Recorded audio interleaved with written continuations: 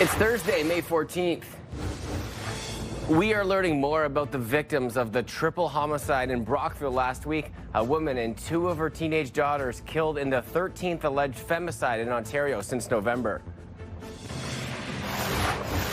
There are now 16 people isolating in Canada related to the hantavirus outbreak that started on a Dutch cruise ship. For us to be here, our first return to the country, a warm embrace of Canada that we felt from the extremes of the moon is just a real treat for us. And the Prime Minister meets with Canadian astronaut Jeremy Hansen as the Artemis II crew visits the capital. Your Morning Ottawa starts right now.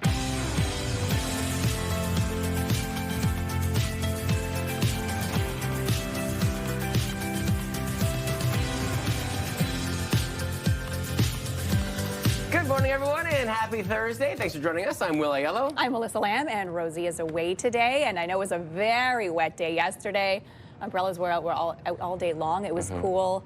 Similar day today, but once we get through today, the long-range forecast, and especially into the long weekend, is looking fantastic. Patio season. Sunshine. I'm allowed to say above seasonal for the first time in quite some time, so I can't wait for that. If you are going to be saying those words, I think it comes at the perfect timing as we head into the long weekend. Right. Most people will do that trade-off, a little bit of rainfall before we head in, and then sunshine from there. I love it. All right, full details coming up. We'll start with the news headlines and a new update to the story we brought you earlier. We now know the names of the mother and two of her daughters that police say were murdered in Brockville last week. This as community gets ready for a congregate of the celebration of life. 49-year-old Lawanda Elliott and her two daughters, 17-year-old Michaela and 15-year-old Nikita, were found dead inside of an apartment on Cartier Court last Thursday in what police are calling a case of intimate partner violence. It's the 13th alleged femicide in Ontario since November, according to the Ontario Association of Interval and Transition Houses. A 17-year-old who cannot be named under the Youth Criminal Justice Act is charged with 3 counts of first-degree murder and assaulting a police officer. People are astounded by the reality that this could happen in our community, which creates lots of issues for people around safety, around how we're discussing the issues of intimate partner violence. And it's an opportunity, frankly, for us to continue to have this conversation and to amplify the realities of intimate partner violence in our communities. As the community continues to grieve, a celebration of life will take place at the Brockville Wesleyan Church tomorrow at 2 p.m. The service will also be live streamed for those unable to attend in person. The family is asking for financial support in lieu of flowers. We bring you the latest on the Ministry of Labor's investigation into the tragic situation at an auto shop in Canada. Jordan Unger died after a tire ruptured in the mechanical bay over the weekend. While the Ministry of Labor leads the investigation, the Ottawa Police Services says this is tragic incident and not believed to be suspicious. Last night, Canada Wheels sent CTV a statement. Part of it reads, losing Jordan due to a freak accident at the shop last Saturday was tragic and devastating. According to the engineers at the Ministry of Labor, the steel belts around the bead shifted relative to the rubber while Jordan was mounting a brand new tire. This shift caused the tire to rupture, resulting in the tragic accident. There are now 16 people in Canada isolating with links to hantavirus, and this is all because of the Dutch cruise ship that had the outbreak over a couple weeks ago. Ontario's health ministry has now directed 7 more people to isolate. The ministry says those individuals are considered low-risk contacts, so that means that they came into contact with one of the high-risk people. There are also 3 high-risk cases in Ontario exposed to the virus while traveling. They have all been directed to isolate for 45 days. In Alberta and BC, another 6 people are isolating, all showing no symptoms at this time. The federal government is also implementing temporary measures to prevent any passenger or crew member from that ship from boarding a flight to Canada. The Quebec government is taking more action against domestic violence. The bill is named in honor of Gabby Renault, who was allegedly killed by her partner last September. The legislation will allow a person who fears for their safety or for the safety of their child to receive information regarding the history of domestic violence of a current or former partner. Several Canadian provinces have already enacted similar laws, including Saskatchewan and Manitoba. For the second time in a week, police responded to a call for a wheel coming off a vehicle on the Queensway. Ontario Provincial Police say a tire came off a vehicle on Highway 417 near Parkdale yesterday morning. The tire jumped the median and struck two vehicles traveling westbound. No one was hurt. Police say the driver of this vehicle had just recently changed his own tires and had not double torqued them. Last Friday, a driver was seriously injured after their vehicle was hit by a tire on the highway. The Ottawa Police Service is launching its Spring into Safety campaign. Police will be conducting ride checks focused on preventing impaired driving and promoting safer commutes. Impaired driving is never an accident. It's always a choice. It's a bad choice with life-changing consequences. They will be at select As part of the campaign, lawn signs reading "Impaired driver caught here" will be placed at locations where impaired drivers have been stopped. Police say up until the end of April, there was one fatal collision in Ottawa linked to impaired driving and nearly 290 charges against drivers. That is a 22% increase from the same period last year. Ottawa restaurant owners will not have to pay the monthly patio fees this summer as the city celebrates its 200th birthday. It's something we've been fighting for. Everything has gone up, from labor to food, transportation costs. So, all those things add up. And we always say in this business, like it's death by 1,000 cuts. So, the more of those expenses you can kind of limit or offset, then, the better chance you have in surviving.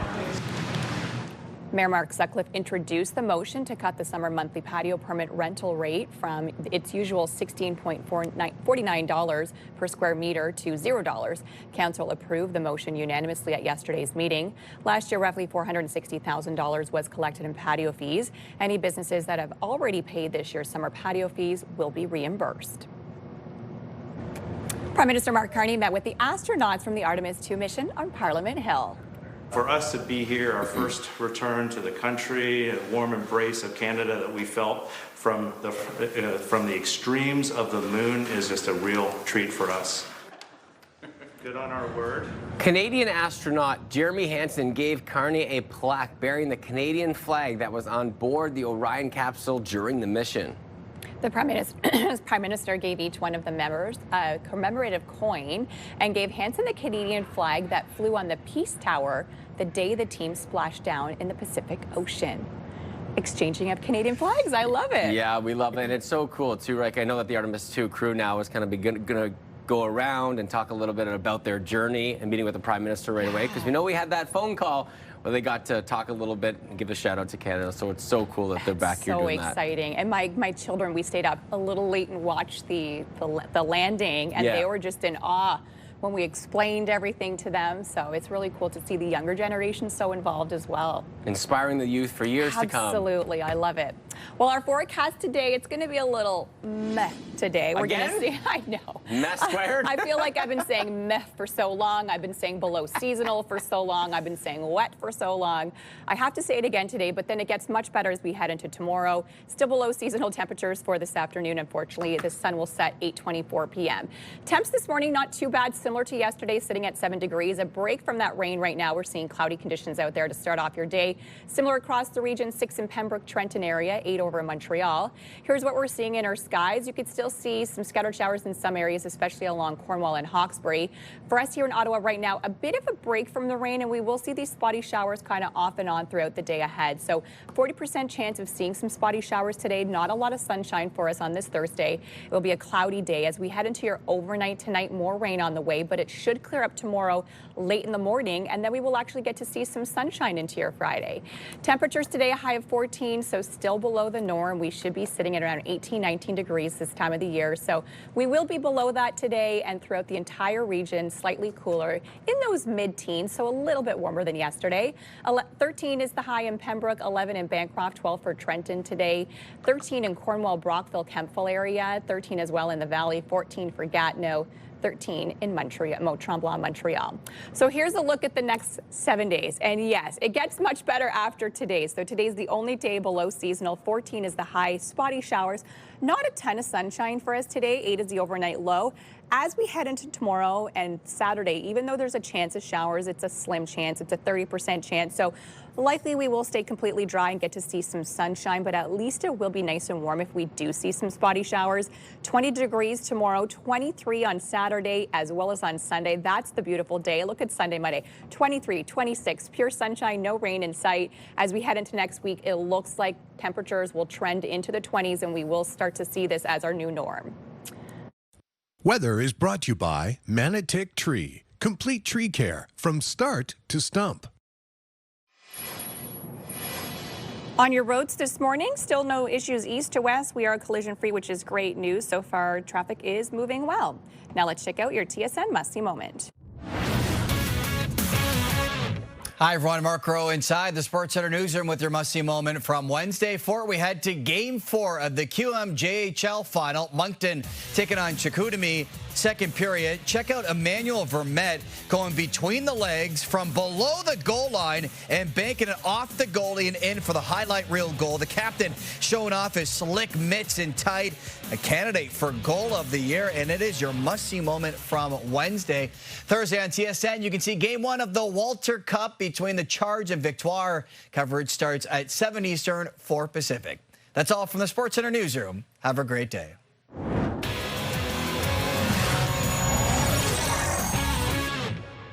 All right, it is contest time. We want you to wake up and win with CTV. Your morning and beancars.ca. We could be paying all those bills with a nice $20,000 giveaway. Think about all those bills just gone, just like that. Today's code word, very fitting. It is prize. So what you do, head to the contest page at ctvottawa.ca or scan that QR code you see on the left side of your screen. Enter today's code word, prize, with all your information for your chance to win. This is the Your Morning $20,000 Pay Your Bills contest brought to you by beancars.ca, Carlton Place. Good luck to everybody. And still to come on Your Morning Ottawa. So when's the last time you heard from them? Well, when I gave him the money. Warnings about door-to-door contractors as the weather starts to warm up and what you need to be aware of. All those details coming up. We'll take a peek outside through our Centennial Glass Skycam, and Melissa has quoted today, meh, but the long weekend forecast looking oh so nice, which we love to hear. 6:11 on your Thursday. We'll be right back.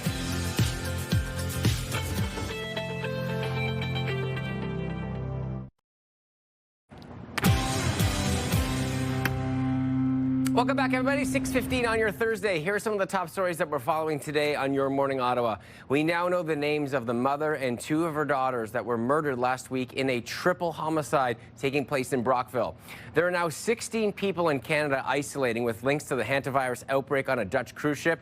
And welcome news for Ottawa restaurant owners. They will not have to pay monthly patio fees this summer. Full details and all that coming up. Let's take a peek at what our conditions are like for our Thursday and another day where we could see some showers in the forecast with temperatures just still hovering below seasonal.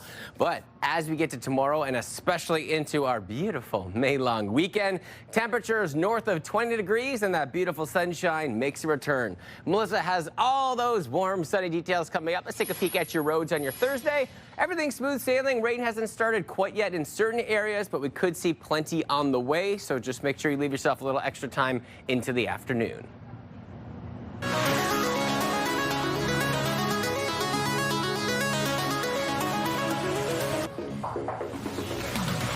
Experts are urging consumers to be careful with companies that are going door-to-door offering paving, landscaping, or even roofing services. Here's CTV's Pat Forn.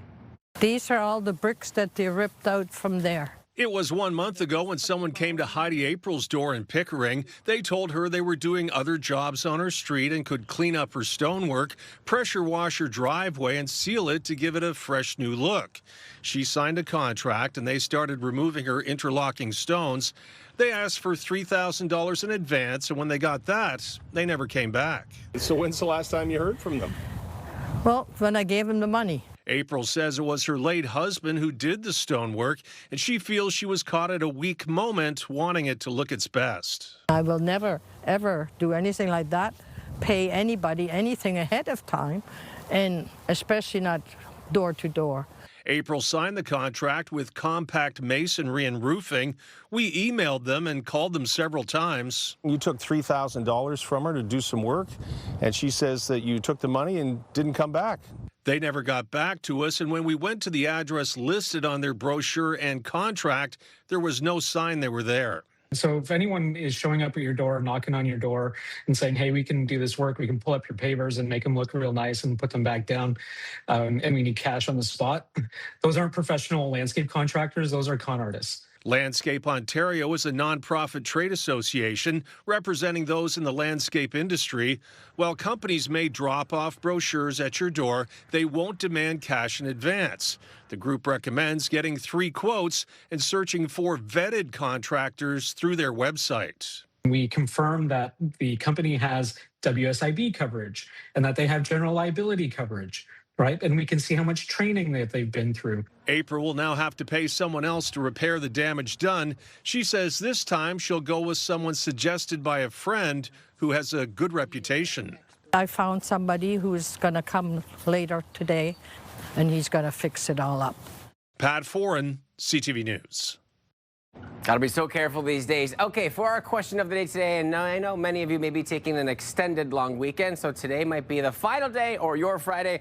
We are asking you, what are your long weekend plans as you head into this beautiful weekend that Melissa has promised north of 20 degrees?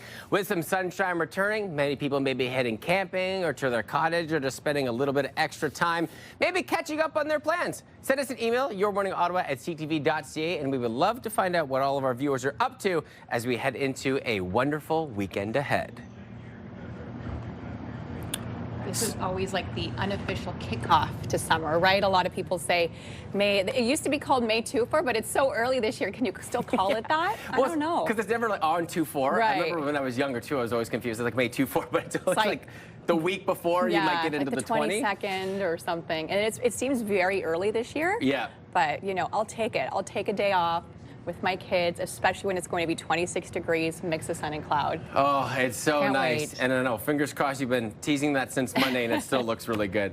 All right, let's get to one of our top stories today. OC Transpo says that riders can expect to see double car trains back on Line 1 starting today. Let's check in with Bill Carroll from the Morning Rush on News Talk 580 CFRA to get his thoughts. Good morning to you, Bill. They didn't really mention this a couple of days ago, did they, when they had their big news conference about getting back to something like regular service by the middle of next month? But I suppose it makes sense because you wouldn't wait till all of those train cars are ready to go before you put them all out on the same day, except that it's Ottawa, so maybe you would expect that. But they're going to let them out a bit at a time, I guess, and so we'll see the service slowly improve day by day by day, week by week, until we get to the middle of the month, which is not so far away now, 4 weeks. I got to tell you, though, Will, am I really going to be comfortable? Are you really going to be comfortable? Or any of us going to be really comfortable on those trains until we know what the root cause is, what the real problem is that puts these train axles under such stress that they're deteriorating the way they are? And that's the issue for me. It's great news that they're getting back to normal, but how long will it be before we find ourselves right back in the same place? That's the big question. Mm-hmm. And you know what? And you mentioned it a little bit yesterday, too, and you were speaking with the mayor about, you know, when is this going to get to full service? The new GM says that everything's back to full service by mid-June. Like you said, that's pretty close, only 3 or 4 weeks away. But speaking with Tim Tierney and the mayor yesterday, they seem to have high hopes. Can you confirm that? Yeah, they were actually both pretty pumped. And Tim Tierney's a bit of a skeptic when it comes to OC Transpo. The other question he's asking, though, is what does this mean for the East Extension, the new line? When is that going to finally open up? Well, I think they still have some work to do there, but there was no point in rushing ahead with it because they didn't have the trains. Can you imagine with how few train cars we had, if they all had to make that very long run out to Orleans and back too? It would have made things worse. So maybe that pushes the agenda on that a little bit, but it also puts more miles on those train cars, and more miles means they have to be taken out and inspected. Long-term solutions are not here yet, and that's pretty unfortunate. Future problems that I'm sure Bill, you and I will talk about in the near future ahead. Have a good Thursday, my friend. You too. Remember, you can listen to The Morning Rush with Bill Carroll on News Talk 580 CFRA weekdays from 6 till 10.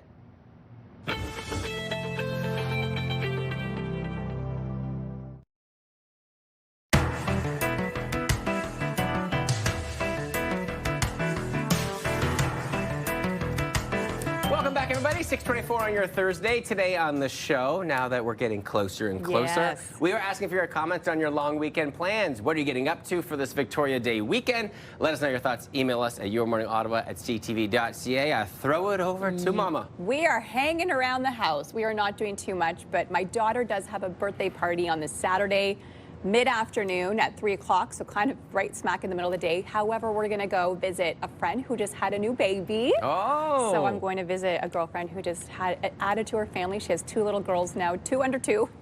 So it's a busy household. So I'm going to go get some little baby snuggles, and I'm so excited for that. And other than that, we're going to do yard work, cleaning, spring cleaning. I looked at my car yesterday and thought, wow, I really need a good deep clean on this thing. It is dirty, it is messy. There are lots of crumbs in the back seat. So I think I'm going to spend like a good chunk of time just deep cleaning the car and the house and all the other things that need to be done. How about you? Yeah, I feel like May long weekend is when you do that deep clean from the car, like inside, especially the interior, because the exterior you can get quickly clean, but you do that good deep clean. Yeah. I'm always heading up to the family cottage. This is the time of year where we go up, make sure everything's all set up, and then having a little bit more responsibilities now, you know, as kind of in my family, people don't go up there as much, but I like to be there each and every weekend that I can.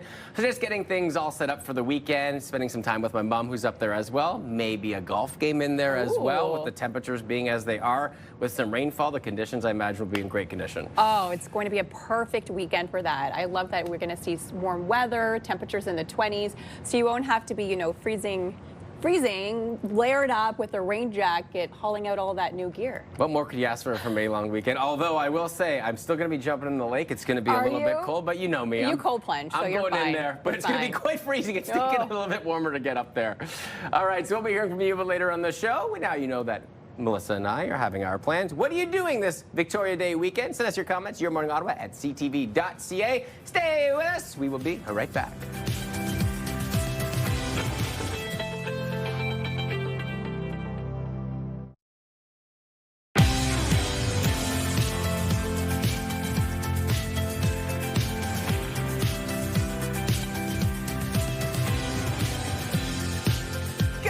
Happy Thursday. I'm Will Aiello. I'm Melissa Lamb, and Rosie is away today. She is, and throughout this week so far, we've been highlighting prom week. That's our theme week, and I know a big component part about this is making sure the hair and makeup are all set. What do you got for us today? We have Fiorella Salon coming on the show to show us the top trends for hair and for makeup. So I'm very excited for that because they always do such a great job. So can't wait to see what's in store. They really do, and you know what? And you think about that for years to come with the prom looks, right? I still remember my updo with the curls. There it is. Maybe we'll have to get a photo of that a little bit later on. And the 1,000 bobby pins that were in my head. There it is. All right, let's start with the news headlines, and we're talking OC Transpo. Some welcome news for Ottawa Transit riders. You can expect to see double-car trains back on the tracks of O-Train Line 1 today. OC Transpo says there will be a mix of both 2- and 1-car trains running on the line. The frequency and hours of operations of Line 1 will stay the same. This comes after the O-Train Line 1 was running single-car trains since January when a spalling issue was detected on some of the trains.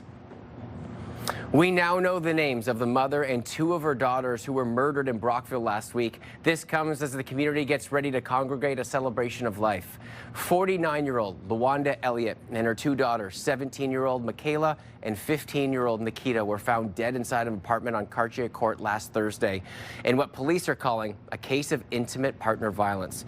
This is the 13th alleged femicide in Ontario since November, according to the Ontario Association of Interval and Transition Houses. A 17-year-old who cannot be named under the Youth Criminal Justice Act is charged with 3 counts of first-degree murder and assaulting a police officer. People are astounded by the reality that this could happen in our community, which creates lots of issues for people around safety, around how we're discussing the issues of intimate partner violence. And it's an opportunity, frankly, for us to continue to have this conversation and to amplify the realities of intimate partner violence in our communities. As the community continues to grieve, a celebration of life will take place at the Brockville Wesleyan Church tomorrow at 2 p.m. The service will also be live streamed for those that are unable to attend in person. The family is asking for financial support in lieu of flowers. We're bringing you the latest on the Ministry of Labor's investigation into the tragic situation at an auto shop in Canada.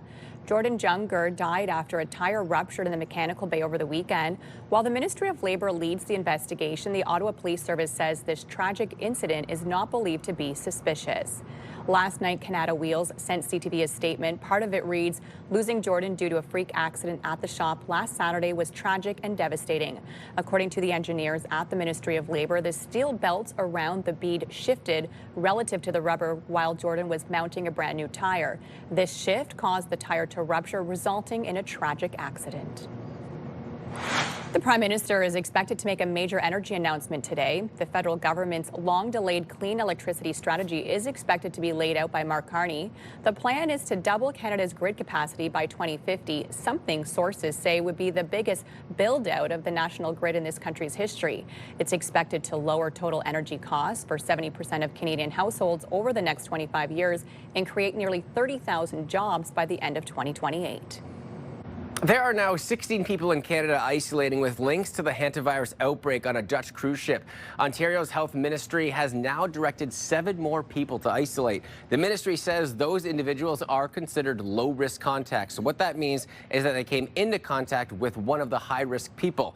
There are also 3 high-risk cases in Ontario exposed to the virus while traveling. They have all been directed to isolate for 45 days. In Alberta and BC, another 6 people are isolating, all showing no symptoms. The federal government is also implementing temporary measures to prevent any passenger or crew member from that cruise ship boarding a flight to Canada.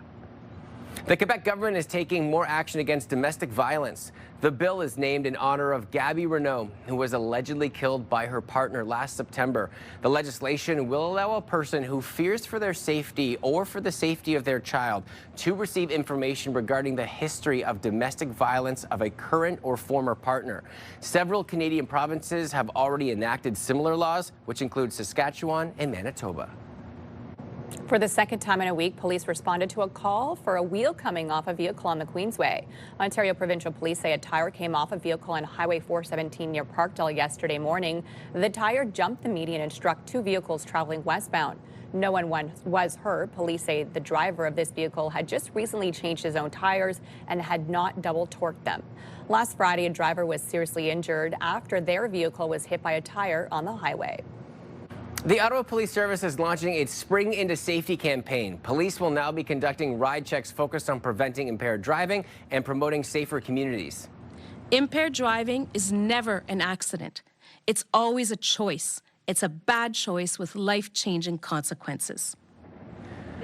As part of the campaign, lawn signs reading "Impaired driver caught here" will be placed at locations where impaired drivers have been stopped. Police say up until the end of April, there was 1 fatal collision in Ottawa linked to impaired driving and nearly 290 charges against drivers. That is a 22% increase from the same period last year. Game 1 of the PWHL Walter Cup Final takes place tonight. For Ambrose. Ambrose on the ground, Poulin. Her shot, she scores! Marie-Philippe Poulin on the power. The Montreal Victoire punched their ticket to the final with a 2-1 win over Minnesota on Tuesday. Games 1 and 2 will be in Montreal tonight and Saturday. Game 3 in Ottawa is set for next Monday at the CTC, and a Game 4 will also happen here in the capital if necessary. I'm thinking charge in 4. That's like my thoughts. What do you think? I like that as well. I feel like they're vibing right now. Yeah. They've got the whole capital behind them, especially with a little bit of rest. And I know that can be, there's 2 sides to the story, It could be good right? or bad, right? A good thing where you have a little bit too much rest. As Montreal comes in, you know, they're feeling really good and they go right into it. But I feel like it was just the right amount of rest. Yeah. And they've been waiting, and Ottawa's been playing really well at the tail end of the stretch. Not too long. They played Sunday, so they had a couple days to rest some injuries, rest their body, because that's a long stretch playing hockey at that level, that many games in a row. So I think I have a good feeling about this. I think their chances are good. And we set an attendance record here at the CTC for a playoff game in the PWHL. And I imagine when that game comes back home on Monday, long weekend, I feel like it's going to be absolutely And an earlier packed. start. It's a 6 o'clock start, so you're not getting home super late if you're going. It's going to be great. Go Can't Charge, wait. go. Absolutely. Our forecast today, not a bad looking day. It's getting a little bit better each and every day, but it will be much better tomorrow. Showers and cool this morning, cloudy and showers into the afternoon, but the weekend is looking sunny and nice and warm. Temps this morning not so bad, sitting at 7 degrees. It's cloudy out there right now. Could still see some sunny breaks throughout the day ahead. Similar temps across the region, 7 for Kingston, Brockville, 8 in Cornwall, Montreal right now. Here's a look at where the spotty showers are. You can see it's kind of just hovering around us, so we could still see some spotty showers throughout the day ahead. Not a wash like yesterday. If we see some rain, it'll be 1 millimeter or 2, so not nearly as much rain as we did get yesterday. It will continue overnight now. We could see more rain overnight. That's when there is a stronger chance of seeing some rain. It will clear up, though, early tomorrow morning. Still some spotty showers early tomorrow morning before it clears up in the afternoon, and sunshine and warm temps as we head into Friday. 14 degrees for today, slightly warmer than yesterday, but still below seasonal. We would like to be sitting around 18, 19 degrees this time of year. 13 out in the valley, 12 for Trenton, 14 in Kingston today, 13 in Petawawa, 14 as well over in Gatineau. So here's a look at the 7-day forecast. You can see it just gets better and better, especially as we head into the long weekend. 8 is the overnight low tonight, 20 degrees for tomorrow, nice and warm, a little bit above seasonal, warmer for Saturday, Sunday, 23 is the high. There is a chance of scattered showers Friday, Saturday, but it's not a complete wash. It's about a 30% chance on Saturday, so if we see any rain, it will be very quick and it won't ruin your day whatsoever. Nice and sunny for Sunday. Monday, a high of 26, and it looks like temperatures will stay in the 20s next week. Weather brought to you by Manotick Place Retirement Community, a community you can call home. Collision southbound on the Champlain Bridge at Bate Island right now. The right lane is blocked. Eastbound on the 417, slowdowns at Bayshore and through Woodruff. Construction is still going on in both directions on the 417 near Greenbank area. No lane reductions, but it is slowing down traffic quite a bit. Traffic brought to you by Presler Injury Lawyers, 1-800-JUSTICE. And coming up next on Your Morning Ottawa, we've got 32 cars racing us at a time, and we try and battle it out for the win.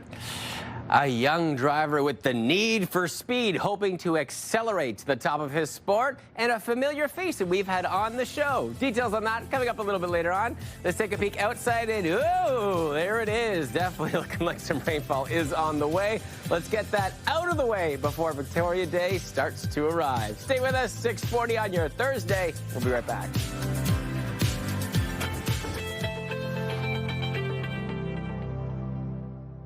CTV and TSN 1200 want you to be the Myers Automotive Group Team of the Week. Your team could win $1,000 for new equipment, tournament fees, or an incredible team party. Shoot us a quick video, upload it at ctvottawa.ca. Whether it's hockey, ringette, choir, band, or any team in between. Each week, the winning team will join us live in studio at CTV Ottawa at 6 to claim their prize. Enter today for your chance to be Myers Automotive Group Team of the Week.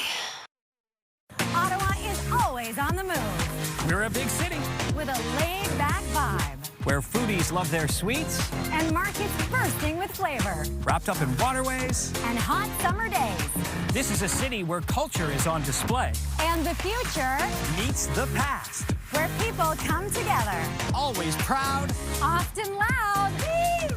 And positively the best place to live. We move with you, Ottawa!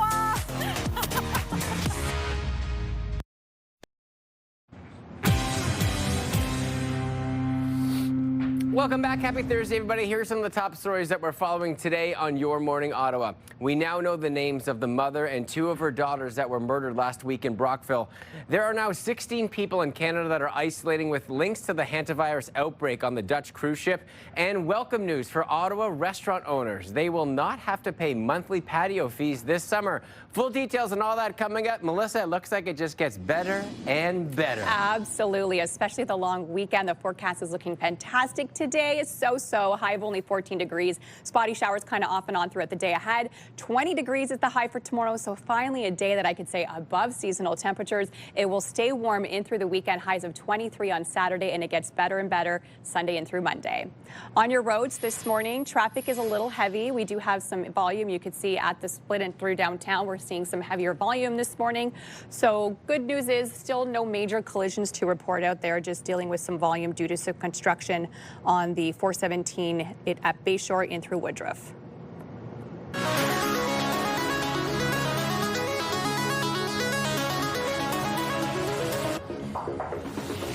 To win a NASCAR Canada race, it takes more than just 4 wheels and a massively powered engine. It comes down to skill and talent. CTV's Peter Sperling introduces us to a young Ottawa driver off to a fast start. Start your engines and strap in. This is Ottawa's very own NASCAR Canada racing driver. Hi, I'm Connor Bell, and this is my race car. A high-performance, powered, adrenaline-inducing machine. We sling it around the track at 260 kilometers an hour. We've got 32 cars racing us at a time, and we try and battle it out for the win. And win he does. The 20-year-old beat everyone else during his first NASCAR Canada start last summer at Calibogie.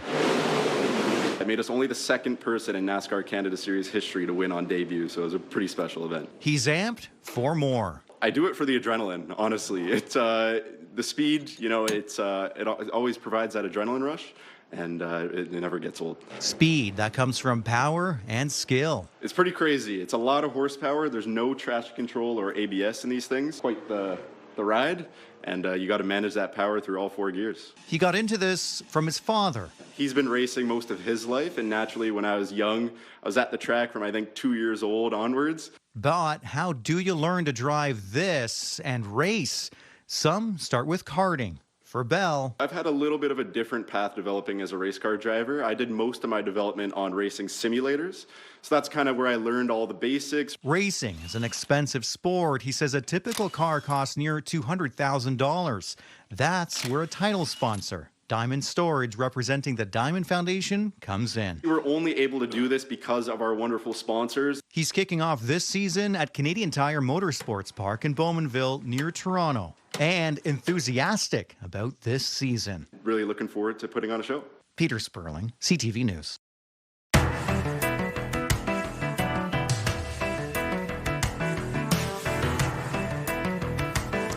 Today in Your Morning Ottawa, we are asking for your comments on those long weekend plans, especially as many of you may be taking an extended long weekend, maybe taking tomorrow off. What are you getting up to this Victoria Day weekend? And some of you chimed in. Absolutely. Luann says, we are moving our boat to the Westport Harbor, going to dinner dance to celebrate the 100th anniversary of the Westport Lions Club, having friends for dinner, going to friends for dinner, and gardening. Phew! Busy, fun time. Thanks, Melissa, for giving us sunshine and warm weather. You are very welcome, Leanne. I love that. And I try my best. And our family cottage is up at Big Rito Lake. Nice. Westport is right there. So, hey, Luann, maybe I'll stop by and say hello.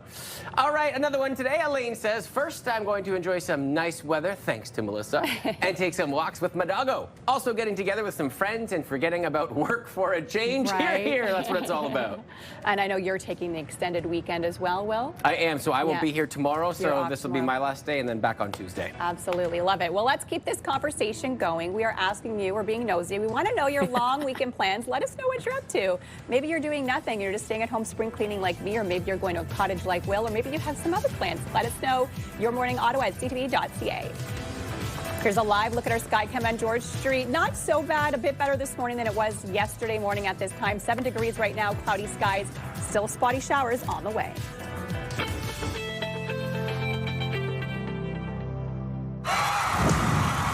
The National Capital Region is jam-packed with incredible experiences you don't want to miss. Hey, it's Tanea Taylor, your iHeartRadio Weekender, powered by Barhaven Ford. Get the inside scoop on all the biggest and best events every Thursday, Friday, and Saturday on CTV, Move 100, Pure Country 94, TSN 1200, and News Talk 580 CFRA.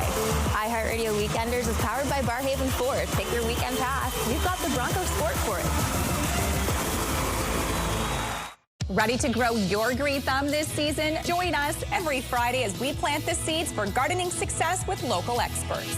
Good to Grow on CTV Your Morning Ottawa, Fridays. Brought to you in part by Robert Plant Greenhouses.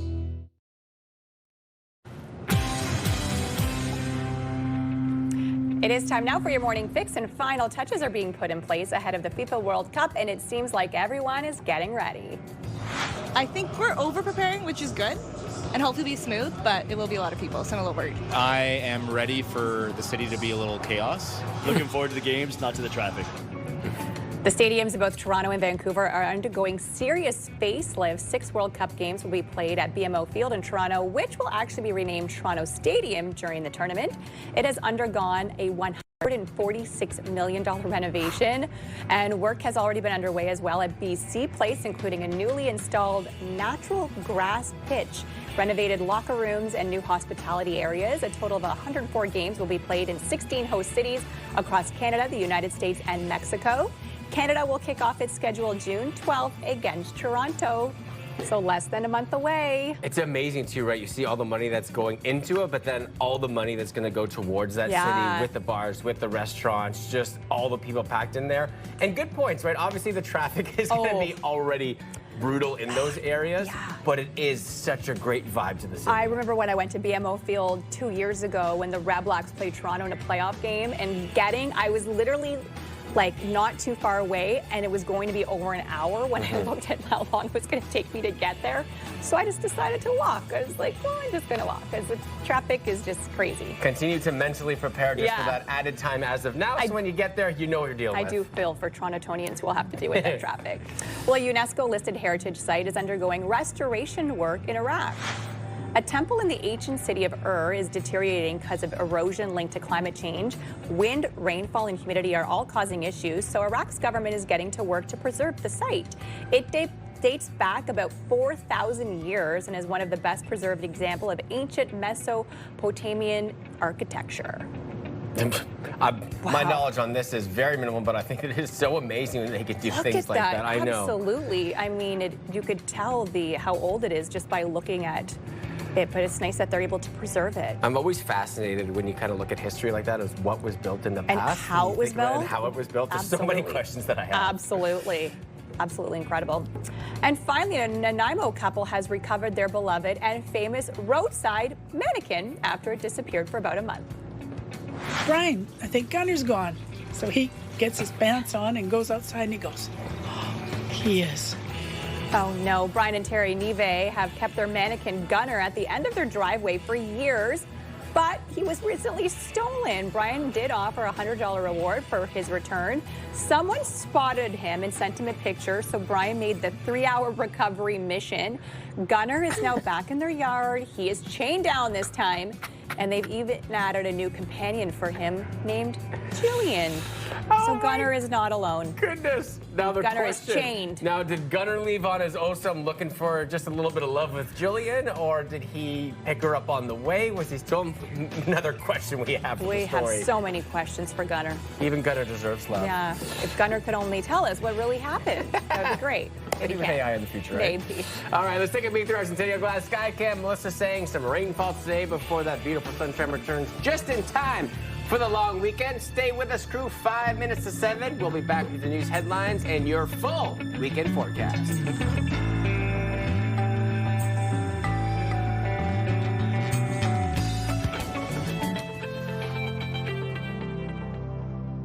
CTV and TSN 1200 want you to be the Myers Automotive Group Team of the Week. Your team could win $1,000 for new equipment, tournament fees, or an incredible team party. Shoot us a quick video uploaded at ctvottawa.ca. Whether it's hockey, ringette, choir, band, or any team in between. Each week, the winning team will join us live in studio at CTV Ottawa at 6 to claim their prize. Enter today for your chance to be Myers Automotive Group Team of the Week. Ottawa is always on the move. We're a big city with a laid-back vibe. where foodies love their sweets And markets bursting with flavor. wrapped up in waterways. And hot summer days. This is a city where culture is on display. And the future Meets the past. where people come together. Always proud Often loud. and positively the best place to live. We move with you, Ottawa!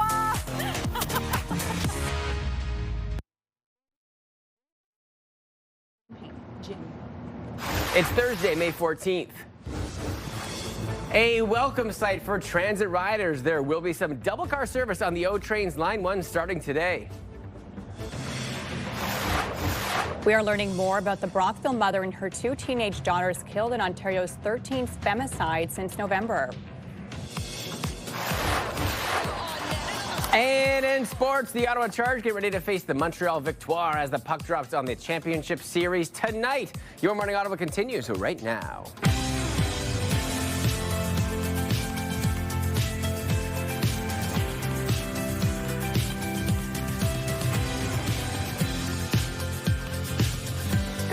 everybody, and happy Thursday. Thanks for joining us. I'm Will Aiello. I'm Melissa Lamb on this little Friday, as I like to call it. Mini Friday. Absolutely. And Rosie is away today.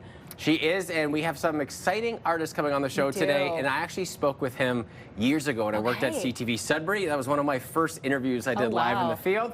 The wonderful Sam Roberts will be joining us, just talking about his upcoming concert, and he's so great to chat with. Absolutely. We have lots of music on the show in the next half hour, so that's always nice to start off your Thursday with a little bit of sound. Yes, lots to get through on the program here. We'll start with our news headlines, and we're talking about OC Transpo. And it is some welcome news for Ottawa riders right here in the city. You can expect to see double car trains back on the tracks of the O Train Line 1 starting today. OC Transpo says there will be a mix of both 2- and 1-car trains running on the line. The frequency and hours of operations of Line 1 will stay the same. This comes after Line 1 was running single-car trains since January when the spalling issue was detected. The puck drops on the PWHL Championship Series tonight as the Ottawa Charge face off in Montreal against the Victoire. For the first time in the league's short history, the Walter Cup will go to a Canadian team after the repeat champion Minnesota Frost were eliminated Tuesday night. Games 1 and 2 will take place in Montreal. The series then comes to the Canadian Tire Centre for Game 3 Monday evening. We now know the names of the mother and 2 of her daughters who were murdered in Brockville last week. This as the community gets ready to congregate for a celebration of life. 49-year-old Luanda Elliott and her 2 daughters, 17-year-old Michaela and 15-year-old Nikita, were found dead inside an apartment on Cartier Court last Thursday in what police are calling a case of intimate partner violence. It's the 13th alleged femicide in Ontario since November, according to the Ontario Association of Interval and Transition Houses. A 17-year-old who cannot be named under the Youth Criminal Justice Act is charged with 3 counts of first-degree murder and assaulting a police officer. People are astounded by the reality that this could happen in our community, which creates lots of issues for people around safety, around how we're discussing the issues of intimate partner violence. And it's an opportunity, frankly, for us to continue to have this conversation and to amplify the realities of intimate partner violence in our communities. And as the community continues to grieve, a celebration of life will take place at the Brockville Wesleyan Church tomorrow at 2 p.m. The service will also be live streamed for those that are unable to attend in person. The family is asking for financial support in lieu of flowers. We bring you the latest on the Ministry of Labor's investigation into the tragic situation at an auto shop in Canada. Jordan Junger died after a tire ruptured in the mechanical bay over the weekend. While the Ministry of Labor leads the investigation, the Ottawa Police Services says this tragic incident is not believed to be suspicious. Last night, Canada Wheels sent CTV a statement. Part of it reads, "Losing Jordan due to a freak accident at the shop last Saturday was tragic and devastating." According to the engineers at the Ministry of Labor, the steel belts around the bead shifted relative to the rubber while Jordan was mounting a brand new tire. This shift caused the tire to rupture, resulting in a tragic accident. The Prime Minister is expected to make a major energy announcement today. The federal government's long-delayed clean electricity strategy is expected to be laid out by Mark Carney. The plan is to double Canada's grid capacity by 2050, something sources say would be the biggest build-out of the national grid in the country's history. It's expected to lower total energy costs for 70% of Canadian households over the next 25 years and create nearly 30,000 jobs by the end of 2028. Taiwan appears to be dominating the conversation in China, with Chinese President Xi Jinping telling U.S. President Donald Trump their entire relationship is on the line. It's an honor to be with you. It's an honor to be your friend. And the relationship between China and the USA is going to be better than ever before. After rolling out the red carpet to welcome Trump, the 2 leaders sat down for a nearly 2-hour meeting. On the agenda, trade, Iran, the Strait of Hormuz, technology, and Taiwan, which is a self-governed island that Beijing claims to as its own territory. She told Trump that if Taiwan is handled well, U.S.-China relations, quote, will enjoy overall stability. If not, the 2 countries risk, quote, clashes and even conflicts, putting the entire relationship in great jeopardy. The Toronto Tempo have their first win in franchise history. And Mabry from distance again, the deep 3. Just a couple of Mabry's 26 points powering the Tempo to an 86-73 win over the Seattle Storm. This after Toronto lost a nail-biter to Washington in their first game. This was a big win, and it meant a fun locker room celebration. Now I want to know what the celebrations were like inside. No doubt, right? Especially when you get that big win like that. Franchise history, like, you know, it'll go down in the books as their first win ever. Pretty exciting. Team's feeling good moving forward through the season. Yeah, I love it. And we do have your weather picture of the day today, and Carol sent this into us. She says, I took this shot of a cloud that to me looks like an alien spaceship landing. It really does. Oh no, not with all these files being released. What are you doing to us, Carol? Maybe it is an alien. Weather picture brought to you by Box Me Up.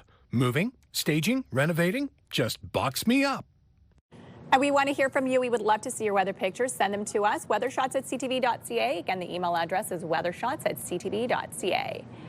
And in our forecast today, spotty showers on the way for us in throughout the day ahead. So a little bit cool and cloudy this morning. Temperatures today below seasonal, and we will see that sunset 8:24 p.m. tonight. Temps right now, okay, sitting at 7 degrees. Cloudy conditions to start off your morning. So a bit of a break from all that rain, especially all the rain we did see yesterday. Still spotty showers possible. You could see Hawkesbury, Cornwall, Montreal getting some wet weather this morning. For us here, it's cloudy so far. But as we move into our future cast, you can see there is a chance of spotty showers throughout the day ahead. That will continue this evening, and a stronger chance of seeing some rain overnight, but it will clear up tomorrow morning. A cloudy start to your Friday, but sunshine into the afternoon, and overall the long weekend forecast is looking fantastic. 14 is the high for today, the last day that we will see below seasonal conditions before it finally warms up and through the weekend. And I can say we have above seasonal conditions for a few days. 13 in the Valley, 11 in Bancroft, 13 as well in Kemptville, Brockville. Out in the Valley also sitting at 13 in Petawawa and in Montreal. Over the next few days, temperatures warming up into the 20s, and it will stay there in through next week. 8 is the low tonight, 20 is the high for Friday, a beautiful day ahead. The sun will continue to shine on Saturday. Slim chance of a few scattered showers, so not a complete wash if we see any rain at all. Sunday, Monday, completely sunny and very warm, 23 for Sunday, 26 as we head into Monday. 7-day weather forecast brought to you by Davidson Hearing Aid Centers, celebrating over 80 years in family business. And there is a collision westbound on the 174 at Jeanne d'Arc. Eastbound the 417 slowing down Bayshore in through Woodruff. Westbound on the Queensway also seeing build-up Parkdale in through Bayshore, and westbound on the 174 it's stop-and-go traffic from 10th line in through Montreal Road. Champlain Bridge moving slowly in from Gatineau, and Riverside Drive seeing heavy congestion approaching Bank Street due to construction. And there is construction going in both directions on the 417 near Greenbank. No lane reductions, but traffic is very heavy as a result. Will. Well, a new community hub is being developed in the Vanier area. The building at 250 Montreal Road will bring essential services, affordable housing, and a health clinic to the heart of Vanier. My guests this morning are the Rideau Vanier councillor, Stephanie Plante, and Andre Ann Martel with the Vanier Community Service Center. Good morning to the two of you. Good morning. It's so great to have you on. First, I want to talk about what is the city committed towards this new hub? So back in 2023, during the budget process, I had noticed that there was money allocated for a new recreation center downtown, and recreation services is probably one of the number one things I hear about in the Vanier area. People want to play basketball, they want to play pickleball, and so I committed those funds through the budget process to the Vanier area, and so those developer fees will be used. It's citywide developer fees will be used finally for a new rec complex in the Vanier area, and we're so excited. Yeah, you've been advocating this for a very long time. When this news came down the pipeline, was it a nice little victory for you from what you've been working so hard for? Yeah, and I would just, it really is a groundswell from the community. It really is the community saying, we need spaces that are adapted. I mean, I tell people all the time, the next Lugans Dort or the next, Shea Gilgis Alexander, I'm pretty sure he's going to come from the Vanier area because basketball is really, really exploding in that area, and kids want to play. And so we really need to provide them with services that respond to those needs. And, you can have them on your show when he gets drafted, or he or she gets drafted. Right, look at that. We're setting up the future for this wonderful hub. Talking about the needs of the community, when you see something like this happen, how great is it to have these services in place? Absolutely. So we're looking to build a new community hub. So really the heart of Vanier, where services will come together under one roof. So someone who's looking to access services will come to one spot and access all of the services. So really one-stop shop for anyone that is looking for food security, food services, family services, employment, you name it. Also adding some affordable housing to that, daycare with different partnerships. So we've been working quite some time on this new community hub at 250 Montreal Road. When you look at the future of this hub, and obviously the positivity that's going to come from that, but then let's take it to right now. What are you seeing, which is why there's a need for a hub like this right now? Absolutely. We're seeing great needs in Vanier. Vanier is a resilient, vibrant community, and we deserve a beautiful building that represents what the community truly is, which is a community that comes together and responds to needs under one roof. We've been so lucky to have been working with Carleton U for the past 3 years on these designs, and recently we've been working for about a year with Regional Group. Regional owns 250 Montreal Road, so we have great partnerships in the pipeline, and we're looking forward to getting this project off the ground. I can't imagine that you're just like so excited about this because it's such a beautiful area, right? It is. And there's so much growth that can be around the Vanier area. Timeline-wise, you got any indication from when things might start to begin? So this is a good question. So we are still sort of wrapping up the partnership part. You know, there was sort of some chirping about maybe we'll have some retail on site, the affordable housing component. So we are sort of imploring other levels of government to get on board with this beautiful project. We know that everybody knows that like Vanier, there is a need in the Vanier area for us. There's a need for affordable housing. There's a need even just for like retail on Montreal Road. So we're really hoping in the next couple months to kind of do a charm offensive with anybody who wants to join us on this beautiful project. And we're glad that the city is on board with that seed funding because we think that will be an appropriate kind of catnip to bring people in to tell them to invest in the Vanier area. Yeah, so I assume, are you also hoping not just to help the people that are currently living there, but with the affordable housing and then maybe the addition of these parks to actually draw more people down to the area? Absolutely. So with these services under one roof, we serve Vanier, but we also serve clients throughout Ottawa. Yeah. We're a Francophone center, so we do offer services alongside, you know, there are different Francophone centers in Ottawa. We have Le MIFO, we have La Maison de la Francophonie in the West. Why not have that phare, that great, beautiful building in Vanier?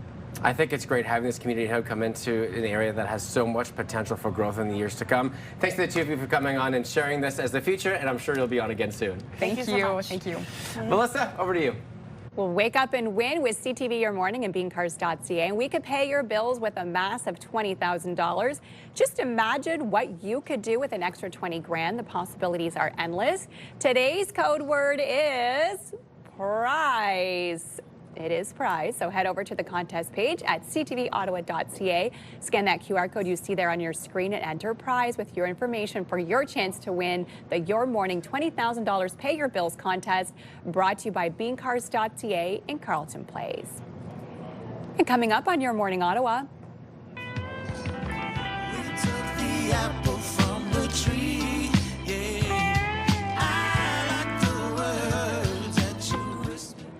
Singer-songwriter Mikhail Laxton is bringing a whole lot of soul to the city with Ottawa's newest concert series. We'll hear from him coming up next.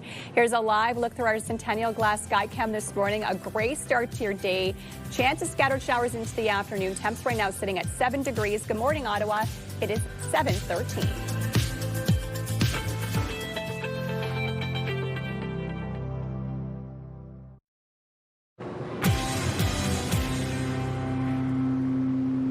A new neighborhood concert series could be coming to a spot near you. With the details this morning, we are joined by Mikhail Laxton. He is a singer-songwriter. Good morning to you. G'day, how are you? We're so good. Tell us more about this 613 Soul and why you wanted to create this. When it was announced that I'd be playing at Blues Fest this year, July 11th, I had a lot of people congratulating me but letting me know they couldn't come due to financial reasons or physical disabilities or accessibility and stuff like that.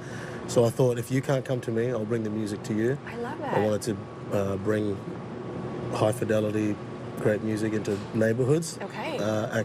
Make it accessible. Yeah. But there's also a mentoring portion that I'm doing for young artists that are coming up that haven't had much opportunity to play yet. And did an artist call out, and there'll be a couple of mentoring sessions that I'll be running for the local neighborhood artists as well. Absolutely So, incredible. And it all starts this weekend. Can you tell us where you'll be going? Yeah, the first show is at Hogsback Pavilion in the Hogsback Park for Ottawa Bistro Fest. Our main event is in Orleans on June 13th at the Stray Dog Brewing Company. Okay. And we're playing at the St. Charles Market in Vanier in August. So a couple different spots throughout the city. Yeah, a couple more coming too. A couple more coming, Yeah. so I guess people have to follow along and stay tuned for that. Absolutely. Why do you think it's important to you be able to get out into these neighborhoods and perform? I think music, like water, is a right. Yeah. And so I think everybody should have access to it no matter where you're at in life. So, yeah. And you're going to perform for us here this morning. What are you going to play for us today? I'm going to play a lovely little song I wrote for my wife, a lovely Orleans girl, and it's called I Like the Way. Cheers to the Orleans girls. I'm an Orleans girls myself. Right on. Thank you. We'll let you take it away. Too easy. I like the way you call me baby, warm like the sunshine on my face.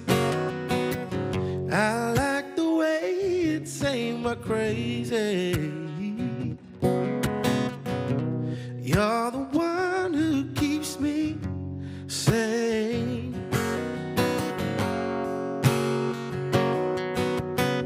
Straight wild, out of line, nowhere out of sight. Almost lost my mind until you came around. Hopeless, living blind, darkness, only night. Never saw the light until you came around. I like the way you call me baby, warm like the sunshine on my face. I like the way it ain't my crazy. You're the one who keeps me sane.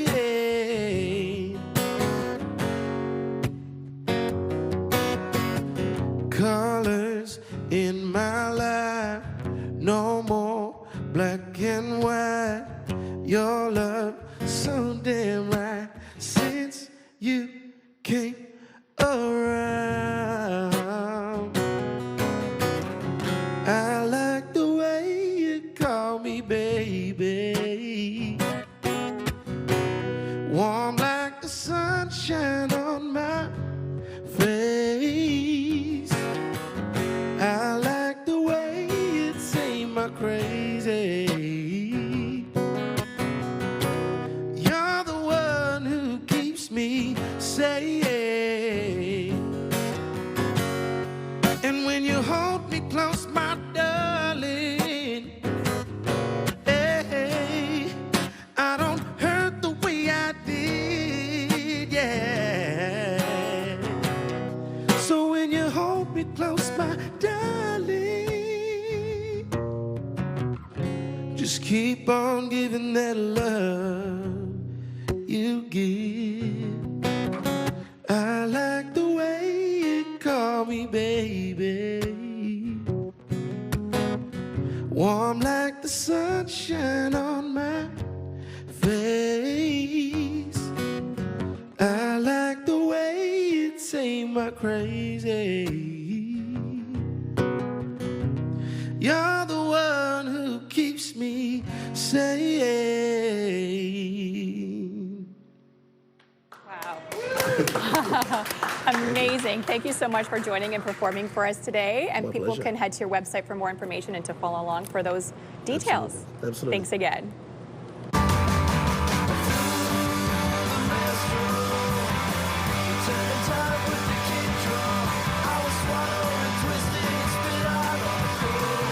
Why don't we keep the music rolling? Juno Award winner and iconic Canadian artist Sam Roberts will be performing at the Ottawa Stop Music Festival on Saturday, August 15th, all part of his all-Canadian lineup. He's been celebrating the 20th anniversary of Chemical City, and he joins us this morning. Good morning to you, Sam. Good morning. First and foremost, I wanted to say thank you because you might not remember this, but about 7 years ago, you played in Bell Park in Sudbury, and I was just starting out on my on-air career, and you graciously gave up some of your time to give me my first musician interview, and I remember just being so happy and joyful from that moment. So thank you for being such a champion in those moments. Wow, I'm so glad to have been part of your journey. Who would have thought? Yeah, you would find yourself where you are today. So I'm really happy. It's to so hear great. That. It just shows your character of who you are. So now, full circle moment. Here we are again. Tell me a little bit about this tour. Yeah, I mean, the last month we've spent delving back 20 years into the past, into a record that we made actually down in Australia. Your previous guest, first of all, I just want to say hats off to him and the amazing initiative that he started around the Ottawa area, I think, and such a beautiful voice. So yeah, we were actually down in Australia making a record, and like you in that interview that you referred to, you have no idea where these things are going to bring you in life. And so 20 years later, we're trying to celebrate that road that we've been walking for a little bit, and then get back to the work at hand, which is to figure out what music we still have in the well that we want to share with people. I love that. You know, you've been such an icon, not just as an artist, but specifically with Canadian music as well. And you've been working on some new tunes. What can you tell us about this genre you're heading into?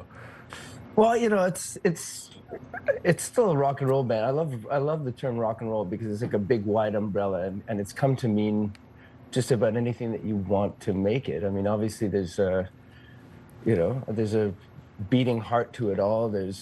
There are guitars and drums and rhythms, but rock and roll, as we've seen it or experienced it, it can mean so many different things. The whole point is not getting in the way of your own creativity and not hemming yourself in too much by any kind of definition, and that way, allowing for the future to come in. So to answer your question, I have no idea. It's just going to be. That's a roundabout way of saying I'm not sure what it's going to be just yet. I love that, right? But that means you're not overthinking it. You're just kind of letting the music come to you. Yeah, you're like an antenna, and again, stay out of your own way. I love that. Okay, so you'll be playing here in Ottawa coming up in August. Tell me about that, and what do you love playing about here in the capital? Oh, I mean, it doesn't feel like a summer if we don't play in Ottawa. A festival show outdoors. Our like in Montreal, our summers are so brief that we tend to squeeze a hell of a lot of celebrating into a short period of time. And I think some of our earliest memories of playing outdoors, our first big festivals happened in the Ottawa area. You know, obviously then graduating to, playing on Parliament Hill and playing at Blues Fest. And now we get to try to, bring Stomp Fest to the same place. And always love celebrating the summer there. And how great will it be for you to be alongside all Canadian acts for this festival? Yeah, I mean, I think in this day and age, especially, we're digging deep to find out what we're made of, and I think music is. I never want to call music a battleground, culturally speaking. But I think it's kind of it's a great force for communion and for bringing together. And I think Canadians have shown themselves to be resilient and obviously proud of who we are and proud of where we come from and proud of who we can be. And I think music has to echo that or be the voice of that in a lot of ways. So I'm always honored to be able to share the stage with my fellow Canadians. Well, we're so excited to have you come back into the capital and can't wait to see you in August. Sam, thanks for the second time for your time with me today. Well, I can't wait to see where this takes you next, so thank you. Thanks, Sam. And here's some details again on when Sam's going to be playing August 14th to 16th at the Ottawa Stomp Music Festival. You can still get your tickets. Weekend passes are going to be available up until the week of the 18th. Jim Cuddy's going to be performing, Alan Frew, as well as Sam Roberts' band. Lots to get to here on the show. Beautiful Canadian star lineup. And still to come on Your Morning Ottawa, what you need to know about the realities of buying or selling a home in the year of 2026. There is so much to get through. Taylor Bennett is here to tell us more. He is standing by in the Your Morning Ottawa Lazy Boy Lounge. But we'll take a peek outside. Shall we? Look at him just looking right into the camera. Hey, Taylor, look at outside. Some showers in the forecast before a beautiful long weekend. Stay with us. We'll be right back.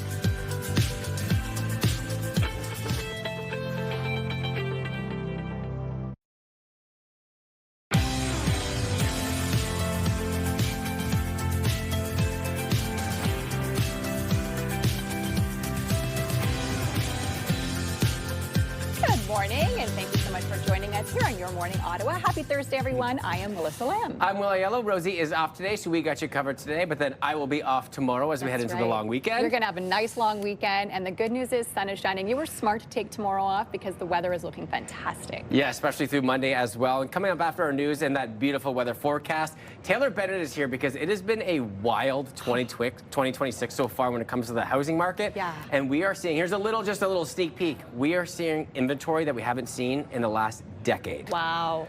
Incredible. So lots to get through for you to decide what should we do with our homes this time of year. So that's coming up a little bit later on. We'll start with OC Transpo in our news headlines this morning. And it's some welcome news for Ottawa Transit riders. You can expect to see double car trains back on the tracks of the O Train Line 1 starting today. OC Transpo says there will be a mix of both 2 and 1 car trains running on the line. The frequency and the hours of the operations, though, of Line 1 will stay the same. This comes after Line 1 was running single car trains since January when that spalling issue was detected. The puck drops on the PWHL Championship Series tonight as the Ottawa Charge face the Montreal Victoire. For the first time in the league's short history, the Walter Cup will go to a Canadian team after the repeat champion Minnesota Frost were eliminated Tuesday night. Games 1 and 2 will take place in Montreal. The series then comes to the Canadian Tire Centre for Game 3 Monday evening. To an update to a story we've brought you over the last couple of weeks, we now know the names of the mother and 2 of her daughters who were murdered in Brockville last week. This as the community gets ready to congregate a celebration of life. 49-year-old Luanda Elliott and her 2 daughters, 17-year-old Michaela and 15-year-old Nikita, were found dead inside of an apartment on Cartier Court last Thursday in what police are calling a case of intimate partner violence. It's the 13th alleged femicide in Ontario since November, according to the Ontario Association of Interval and Transition Houses. A 17-year-old who cannot be named under the Youth Criminal Justice Act is charged with 3 counts of first-degree murder and assaulting a police officer. People are astounded by the reality that this could happen in our community, which creates lots of issues for people around safety, around how we're discussing the issues of intimate partner violence. And it's an opportunity, frankly, for us to continue to have this conversation and to amplify the realities of intimate partner violence in our communities. As the community continues to grieve, a celebration of life will take place at the Brockville Wesleyan Church tomorrow at 2 in the afternoon. The service will also be live streamed for those unable to attend in person. The family is asking for financial support in lieu of flowers. We bring you the latest on the Ministry of Labor's investigation into the tragic situation at an auto shop in Canada. Jordan Junger died after a tire ruptured in the mechanical bay over the weekend. While the Ministry of Labor leads the investigation, the Ottawa Police Service says this tragic incident is believed to not be suspicious. Last night, Canada Wheels sent CTV a statement. Part of it reads, losing Jordan due to a freak accident at the shop last Saturday was tragic and devastating. According to the engineers at the Ministry of Labor, the steel belts around the bead shifted relative to the rubber while Jordan was mounting a brand new tire. This shift caused the tire to rupture, resulting in the tragic accident. The Prime Minister is expected to make a major energy announcement today. The federal government's long-delayed clean electricity strategy is expected to be laid out by Mark Carney. The plan is to double Canada's grid capacity by 2050, something sources say would be the biggest build-out of the national grid in the country's history. It's expected to lower total energy costs for 70% of Canadian households over the next 25 years and create nearly 30,000 new jobs by the end of 2028. Taiwan appears to be dominating the conversation in China, with Chinese President Xi Jinping telling U.S. President Donald Trump the entire relationship is on the line. It's an honor to be with you. It's an honor to be your friend. And the relationship between China and the USA is going to be better than ever before. After rolling out the red carpet to welcome Trump, the 2 leaders sat down for a nearly 2-hour meeting. On the agenda, trade, Iran, the Strait of Hormuz, technology, and Taiwan, which is a self-governed island that Beijing claims as its own territory. Jinping told Trump that if Taiwan is handled well, U.S.-China relations, quote, will enjoy overall stability. If not, the 2 countries risk, quote, clashes and even conflicts, putting the entire relationship in great jeopardy. Ottawa restaurant owners will not have to pay monthly patio fees this summer as the city celebrates its 200th birthday. That's something we've been fighting for. Everything has gone up, from labor to food, transportation costs. So, all those things add up, and we always say in this business, like it's death by 1,000 cuts. So, you know, the more of those expenses you can kind of limit or offset, then, you know, the better chance you have at surviving. Mayor Mark Sutcliffe introduced the motion to cut the summer monthly patio permit rental rate from its usual $16.49 per square meter to $0. Council approved the motion unanimously at yesterday's meeting. Last year, roughly $460,000 was collected in patio fees. Any businesses that has already paid this year's summer patio fees will be reimbursed. Well, this is one way to end a losing streak. Another 2-2 pitch. And it's hit to deep left field. It's carrying. It's gone. Jays fans rejoice. The Jays walked off the Rays 5-3 with that Dalton Varsho grand slam. The win ends the Jays' 3-game skid. It also helped them avoid getting swept by the Rays. Toronto has today off before starting a series against the Tigers tomorrow. Good news in the Toronto world as well with the Blue Jays, right? Absolutely. It's such a long season for the Jays, and I know they were off to like a bit of a bumpy start, but there's still so much season to be played that, you know, it's okay. They have some time. Yeah, a couple of game losing streak, and then you get back in the win column. There's still so many more games to go. And it's so nice that you just don't get swept in a series at 2. Yeah, you don't like that. No, not good news. Our forecast today, good news for us. We'll see nice warm weather in through the long weekend. We just have to get through today. It's going to be a little wet, a little cloudy. We're seeing cooler conditions this hour. 7 degrees still here in the Ottawa area, so we haven't warmed up just yet. 6 in the valley, 7 for Kingston, Brockville, 8 along the Seaway. So we could still see some spotty showers. This is what we're seeing in our skies right now. Cornwall, Hawkesbury, Montreal, still seeing those spotty showers this morning. For us in Ottawa, we could start to see a few scattered showers throughout the day ahead. You can see the green on your screen. There is a chance of these showers throughout the afternoon, right through into your overnight as well. So we're kind of just on the end of this low pressure system. It should clear up late tomorrow morning, and then we will get to see sunshine in through Friday. Still some spotty showers possible Friday and through Saturday, but overall it's going to be a beautiful long weekend. Recess today looking better than yesterday. I know yesterday was a complete wash. You probably didn't get outside. Today looks much better. Just a chance of those showers today, so not nearly as much rain we will see today that we did yesterday. Temperatures hovering around 11 degrees by 1 p.m.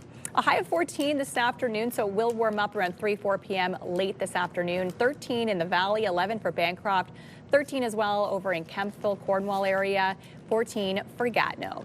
So we'll get better over the next couple of days. 8 is the overnight low tonight, and then you see tomorrow temps climbing into the 20s, and we will stay into the 20s throughout the weekend and right through until next week, which is great news. Chance of those spotty showers Friday, Saturday. If we see any at all, it won't be a complete wash, just a few scattered showers, and it won't ruin your weekend. 23 is the high for Sunday, mainly sunny skies, gorgeous day outside, and the beautiful weather continuing on Monday, a daytime high of 26. Collision westbound on the 174 at John Dark. A collision as well eastbound on the Riverside Drive near Pleasant Park. Eastbound on the 417, slowdowns Bayshore in through Woodruff. Westbound the Queensway is also heavy, Parkdale in through Bayshore. Westbound the 174 seeing stop and go traffic from 10th line in through Montreal Road. Riverside Drive, we're seeing heavy congestion approaching Bank Street. Lots of construction going on in that area.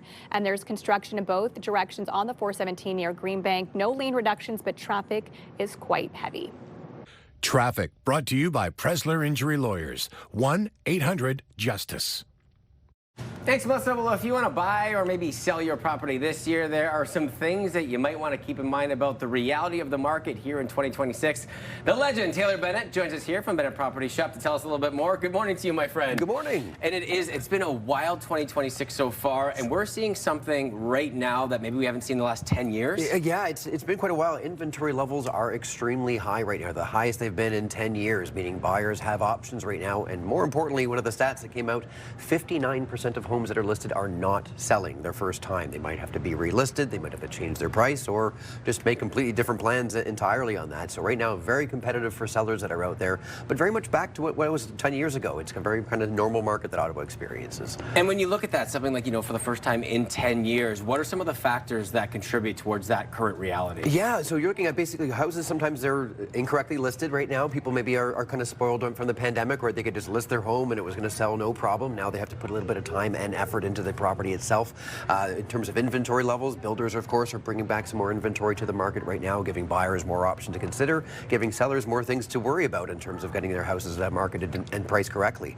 So much to get through. So we've got kind of 4 points that we're going to go through today, and buyers are shopping differently, and I love this because there's a certain mindset when it comes to what you're looking at here. Yeah, so for some of our older viewers, you might not be as familiar with online dating, but in terms of online dating, that's kind of what houses are going through right now. People swipe right, swipe left, depending on if they like the property or not. That's very similar to kind of the online dating world right now, and that's what's happening with houses. If houses don't have great photos, if they don't have great videos, they're not presented well, they're not priced well, buyers are just going to swipe off it and go find something else. Again, having a lot of other options they hadn't seen in many, many years. Now they have it, and they're exercising those options out there. So you got to make sure as a seller that you have a well-positioned house, you have a well-priced house, and of course, when it comes to catching that first attention, make sure those photos look top-notch as well. Yeah, those photos can make such a difference, can't they? For sure, for sure. If you're not photogenic property, it's very, very difficult. So you might have to put a little bit of paint in there, or do some things virtual staging with your photos as well. But presentations, buyers, basically the moment they pull up to that driveway, they open up that front door, they're making that decision whether they want to buy that house or not. So you want to capture that attention as fast as you can. From your point of view, is it fair to say, just given the economy right now, especially with buyers, they're being a little bit more frugal and cautious with their money, which is why you're seeing this? 100%. So other factors that people can factor into their actual listing their house is what are their operating costs per month as well. Maybe you've got a very high efficiency furnace or air conditioner, or maybe it's a well insulated home. You want to factor those in there because that can contribute to your price, and for the buyer's decisions, that can just sway you a little bit over closer to eventually some of your competition that you have out there. Okay, so from the buyers, now we'll go to the sellers, what not to do. Yes, so biggest mistake that we're seeing out here today is overpricing your house. Right now, houses are selling for about 99% of their list prices, so very, very tight. To put that in perspective, a couple of years ago, excluding the pandemic, of course, you're looking at about a 3 or 4% difference. Now we're less than a 1% difference. So what I kind of look at it is almost like the negotiations are happening before the offers are presented, meaning sellers might have to make a couple of price adjustments to get to that sweet spot where they start getting offers. And once you're in that sweet spot, you're going to get a flood of offers out there. We're still seeing multiple offer scenarios right now. So you've got a very aggressively priced home.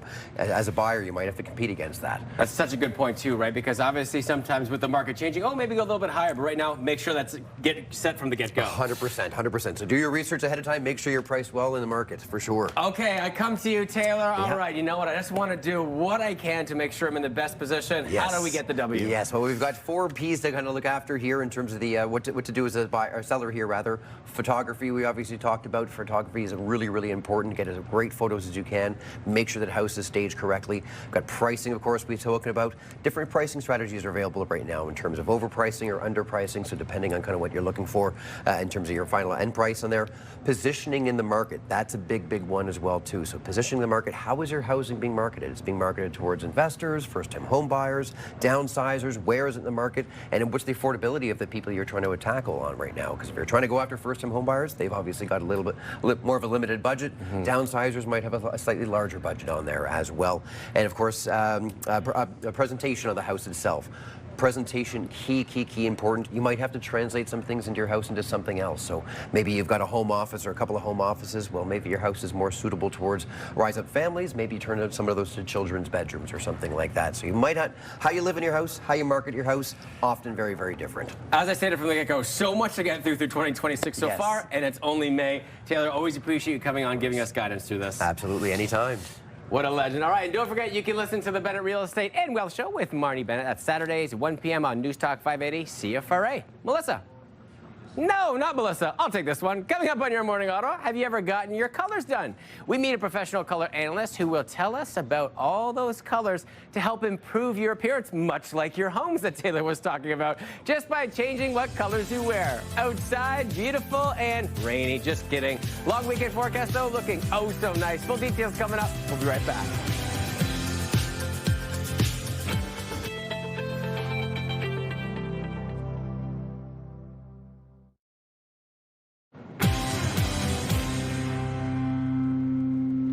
Looking for the right colors to brighten your complexion? Personal stylist and color analyst Erin Howitt is here to explain how color can transform the way you shop, dress, and feel. So please welcome Erin to the show. I am so excited to have you here. I've been seeing this go viral all online for so long, and I'm so excited to have this done. Tell us a little bit about color analysis and how it kind of works. Well, first off, Melissa, thanks for having me. Oh, you're so welcome. So color analysis identifies your undertone, so cool, warm, neutral, and the exact shades of colors of hair, makeup, and clothing that contributes to a face that is bright and magnetic without any more effort on your behalf. Okay. Getting professionally analyzed also gives you the clarity so that you finally understand what colors work for you and why that is. And it's true, because sometimes you'll wear something and someone's like, oh wow, that looks so good on you, you pop, and you don't even realize you've picked something in your palette. Absolutely. It's really, like the intuition is already there most times, but sometimes you just need to get that second opinion and a professional opinion to make sure that what you are drawn to is actually working for you. Okay, and this goes beyond just clothing as well, right? Oh yes, this is where it gets very fascinating. Okay. So color analysis is far more of what is hanging in your wardrobe. It is understanding even the best shades of lipstick that is going to be the best for you. It's having full confidence knowing what to ask your hairdresser for whenever you're coloring and toning your hair.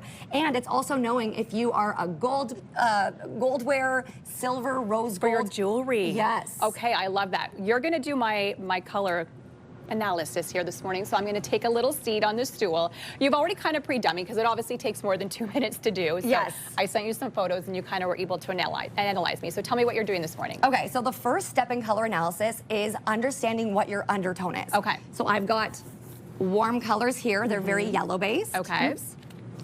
And I've got cool colors here. Okay, very blue based.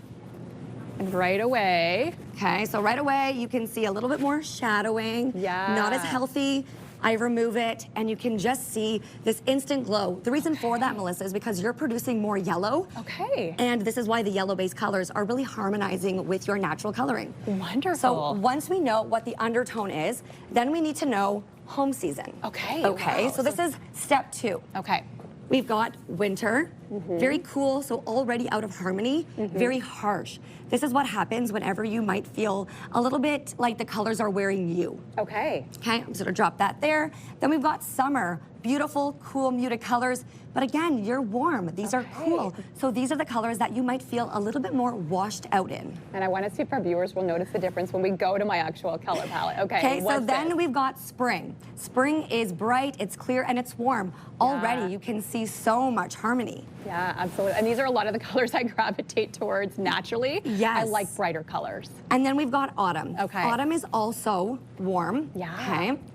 But so there is going to be a little bit of harmony here. Yeah. However, a little bit too heavy. Okay. Whenever I remove it, you can see that brightness really come back to your complexion. Absolutely incredible. This is so much fun. And people can get this done. Tell us how people can get this done professionally. Yes. So whenever you get professionally analyzed, it can either be done in person at my Westboro or Petawawa location and virtually. Okay. And no matter where you get it done, it's always going to be the same results, and your results never change. Oh, I love that. So even if you change your hair color, the results stay the same. Yes. I yes, love absolutely. that. Even when you tan in the summer. So that is a huge misconception that if your hair starts to gray or you tan in the summer, that your colors are going to shift. Yeah. When done properly, it's always going to remain the same. So incredible. Yeah. And you can tell it does make a difference, and people are usually really excited when they find out their colors. Absolutely. A huge thing. I'm just going to put your wow colors on you Put here. my wow colors on me here.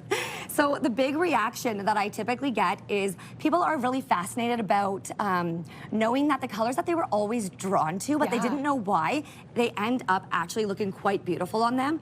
Or they're really shocked knowing that the colors that they always wrote off, assuming that they would never look good on them, are actually their best. Amazing. And we actually share the same palette. Oh, I love that. Well, thank you so much, Erin, for joining us today and helping us break down color analysis. You've probably seen it online, so now you know where to go if you would like to get it yourself. Yes. And coming up next on Your Morning Ottawa, Prom Week continues here on the show. We are checking out some trending hairstyles for this year's prom season with Salon Fiorella. We'll have that just ahead.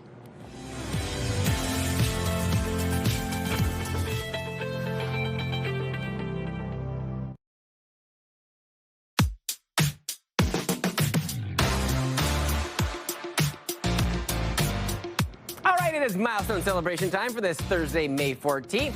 Our first one today, happy 10th birthday to Audrey. Wishing you a very happy birthday from Mom, Dad, and her favorite sister. Happy birthday, Audrey, from all of us here at Your Morning Ottawa. We got a happy 3rd birthday to Miller from all of your family and your friends. Happy 5th birthday to Marcus, the best garden helper there is. Have a great day at school. Stay smart as always. From the Croupies. We got a happy 5th birthday to Misha. Best wishes on your birthday. Wishing you an awesome year. Lots of love from Nana, Papa, Mom, Dad, your sister Alina, your cousin Sophia, all your aunts, uncles, grandma, grandpa, great-grandma, and grandpa, and Joy. Happy birthday from all of us here, friends. If you got a milestone, celebrate it with us. Kids turning 13 or under or 100 years or more, just send us an email, ottawa.milestones@ttv.ca, and we'll be sure to get all those announcements on air. Stay with us. News headlines right around the corner.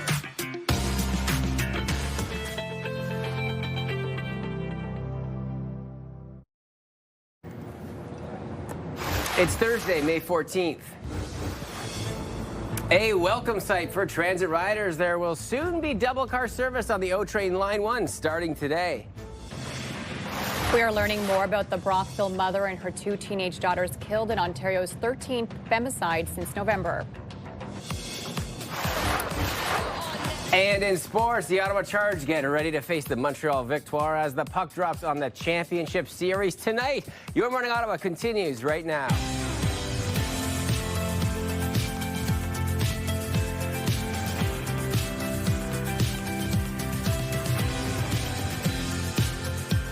Good morning, everyone, and happy Thursday. Thanks for joining us here. I'm Will Aiello. I'm Melissa Lamb, and Rosie is away today. And coming up, prom week continues here on the show. We are talking all about hair because, of course, the right hair can put the entire look together. So we're going to have some great ideas for you coming up. And you said that you still think about the prom hair that you had back in the day. So this sticks with you for a long time. The curls, the updo, and the 1,000 bobby pins that I had in my head that I had to take out at midnight. That was tedious. Very important. Can't wait for that conversation coming up. In our news headlines, we're starting with the public transit, and it is a welcome news for Ottawa Transit riders. You can expect to see double car trains back on the tracks of O Train Line 1 starting today. OC Transport says there will be a mix of both 2 and 1 car trains running on the line. The frequency and the hours of operations of Line 1 will remain the same. This comes after Line 1 has been running on single car trains since January when that spalling issue was first detected. The puck drops on the PWHL Championship Series tonight as the Ottawa Charge face the Montreal Victoire. For the first time in the league's short history, the Walter Cup will go to a Canadian team after the repeat champion Minnesota Frost were eliminated Tuesday night. Games 1 and 2 will take place in Montreal. The series comes to the Canadian Tire Centre for Game 3 Monday evening. We now know the names of the mother and 2 of her daughters who were murdered in Brockville last week. This comes as the community gets ready to congregate for a celebration of life. 49-year-old Lawanda Elliott and her 2 daughters, 17-year-old Michaela and 15-year-old Nikita, were found dead inside of an apartment on Cartier Court last Thursday in what police are calling a case of intimate partner violence. It's the 13th alleged femicide in Ontario since November, according to the Ontario Association of Interval and Transition Houses. A 17-year-old who cannot be named under the Youth Criminal Justice Act is charged with 3 counts of first-degree murder and assaulting a police officer. People are astounded by the reality that this could happen in our community, which creates lots of issues for people around safety, around how we're discussing the issues of intimate partner violence. And it's an opportunity, frankly, for us to continue to have this conversation and to amplify the realities of intimate partner violence in our communities. And as the community continues to grieve, a celebration of life will take place at the Brockville Wesleyan Church tomorrow at 2 in the afternoon. The service will also be live streamed for those that are unable to attend in person. The family is asking for financial support in lieu of flowers. We bring you the latest on the Ministry of Labor's investigation into the tragic situation in an auto shop in Canada. Jordan Junger died after a tire ruptured in the mechanical bay over the weekend. While the Ministry of Labor leads the investigation, the Ottawa Police Service says this tragic incident is not believed to be suspicious. Last night, Canada Wheels sent CTV a statement. Part of it reads, losing Jordan due to a freak accident at the shop last Saturday was tragic and devastating. According to the engineers at the Ministry of Labor, this steel belts around the bead shifted relative to the rubber while Jordan was mounting a brand new tire. This shift caused the tire to rupture, resulting in the tragic accident. The Prime Minister is expected to make a major energy announcement this afternoon. The federal government's long-delayed clean electricity strategy is expected to be laid out by Mark Carney. The plan is to double Canada's grid capacity by 2050, which what some say would be the biggest build-out of the national grid in the country's history. It's expected to lower total energy costs for 70% of Canadian households over the next 25 years and create nearly 30,000 new jobs by the end of 2028. Taiwan appears to be dominating the conversation with China, with Chinese President Xi Jinping telling U.S. President Donald Trump their entire relationship is on the line. It's an honor to be with you. It's an honor to be your friend. And the relationship between China and the USA is going to be better than ever before. After rolling out the red carpet to welcome Trump, the two leaders sat down for a nearly 2-hour meeting. On the agenda, trade, Iran, the Strait of Hormuz, technology, and Taiwan, which is a self-governed island that Beijing claims as its own territory. Jinping told Trump that if Taiwan is handled well, U.S.-China relations, quote, will enjoy overall stability. If not, the two countries risk, quote, clashes and even conflicts, putting the entire relationship in great jeopardy. Ottawa restaurant owners will not have to pay monthly patio fees this summer as the city celebrates its 200th birthday. It's something we've been fighting for. Everything has gone up, from labor to food, transportation costs. So, all those things add up. And we always say in this business, like it's death by 1,000 cuts. So, the more of those expenses you can kind of limit or offset, then, the better chance you have at surviving. Mayor Mark Sutcliffe introduced the motion to cut the summer monthly patio permit rental rate from its usual $16.49 per square meter to $0. Council approved the motion unanimously at yesterday's meeting. Last year, roughly $460,000 was collected in patio fees. Any business that has already paid this year's summer patio fees will be reimbursed. A Greek island once worth millions of dollars can now be yours, about the price of an apartment. This is the Greek island of Makri, once marketed as a crown jewel for international investors. Just a few years ago, it was listed by high-end real estate agencies for about 12 million Canadian, pitched as the perfect location for a 5-star luxury resort. But now it is headed to the auction with a starting price of $395,000. That's wild. And I think a key component of that is starting price. Starting price. A 12 million evaluation going down to just under 4 for now. I am curious to see what it ends up going for. Yeah, I mean, I'm assuming it's pretty remote for a resort, so It looks like you would have to take water transportation to get there unless they plan on building a small airport, but it looked very mountainy. Yeah, maybe like a helicopter pad or something in there. Very uphill. Yeah, the ways to get there I think would be the most difficult part. Uphill battle if you want to put a resort on there. But, I mean, beautiful nonetheless. Yeah, maybe we can go halfsies? Oh, yeah, let's go. Let's do it. Sure. Our forecast today, not a bad looking day, a bit better than yesterday. Still below seasonal temps. The sun will set 8:24 tonight.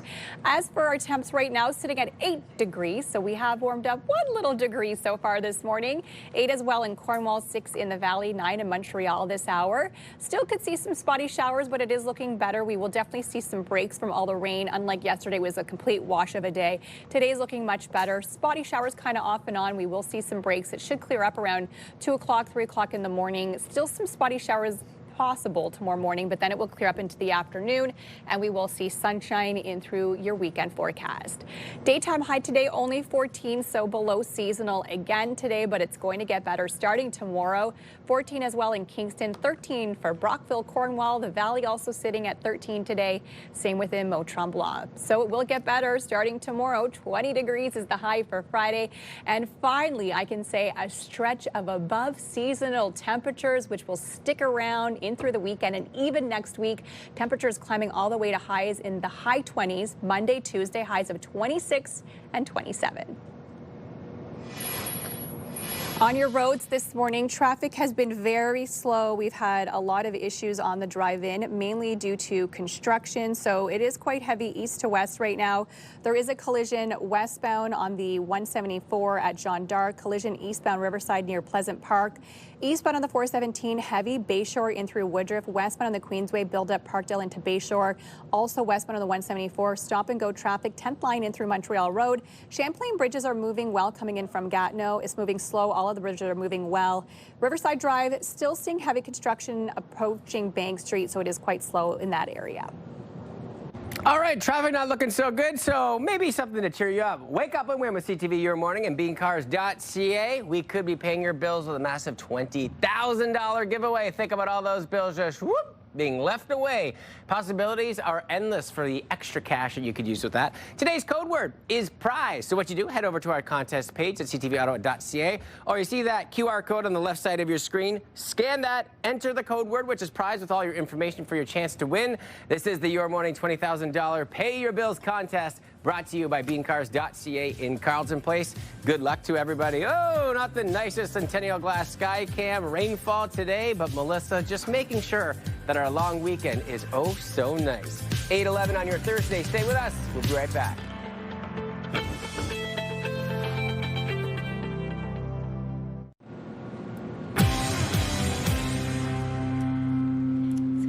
Prom season is officially here, and for many teens, it's one of the most exciting nights of the year. From the dress to the makeup, every detail matters, and the perfect hairstyle can pull the entire look all together.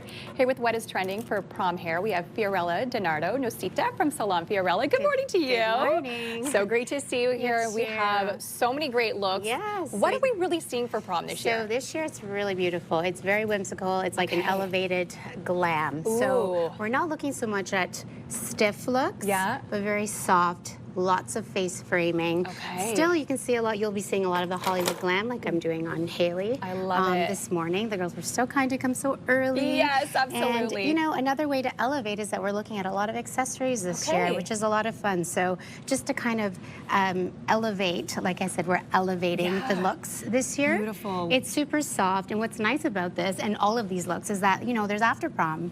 So when they go to their parties and they want to let their hair down, their hair is still set so beautifully that you almost get two looks in one. I love that. So just to elevate this a little bit, we're gonna add a little comb. And all of this can be found at Salon Fiorella. So we're definitely a one-stop shop that beautiful. that you can pick up things if you were not ready. The makeup is done as well, yeah, right? We have our makeup artist Mina on hand. She just came early this morning to do that for our looks for us this morning. We have Sadaf here. This is a beautifully trending look as well. So like I said, you're seeing a lot of face framing, very, very soft. Yeah. This is kind of 90s inspired. I love You've got that. the French twist. But again, it can be messy, it could be clean, but the whole look is clean and soft. Okay. Nothing too crazy, nothing too structured. And still some nice little pieces super flowing soft, out of the exactly. bun. But you can see it's got just this beautiful flow.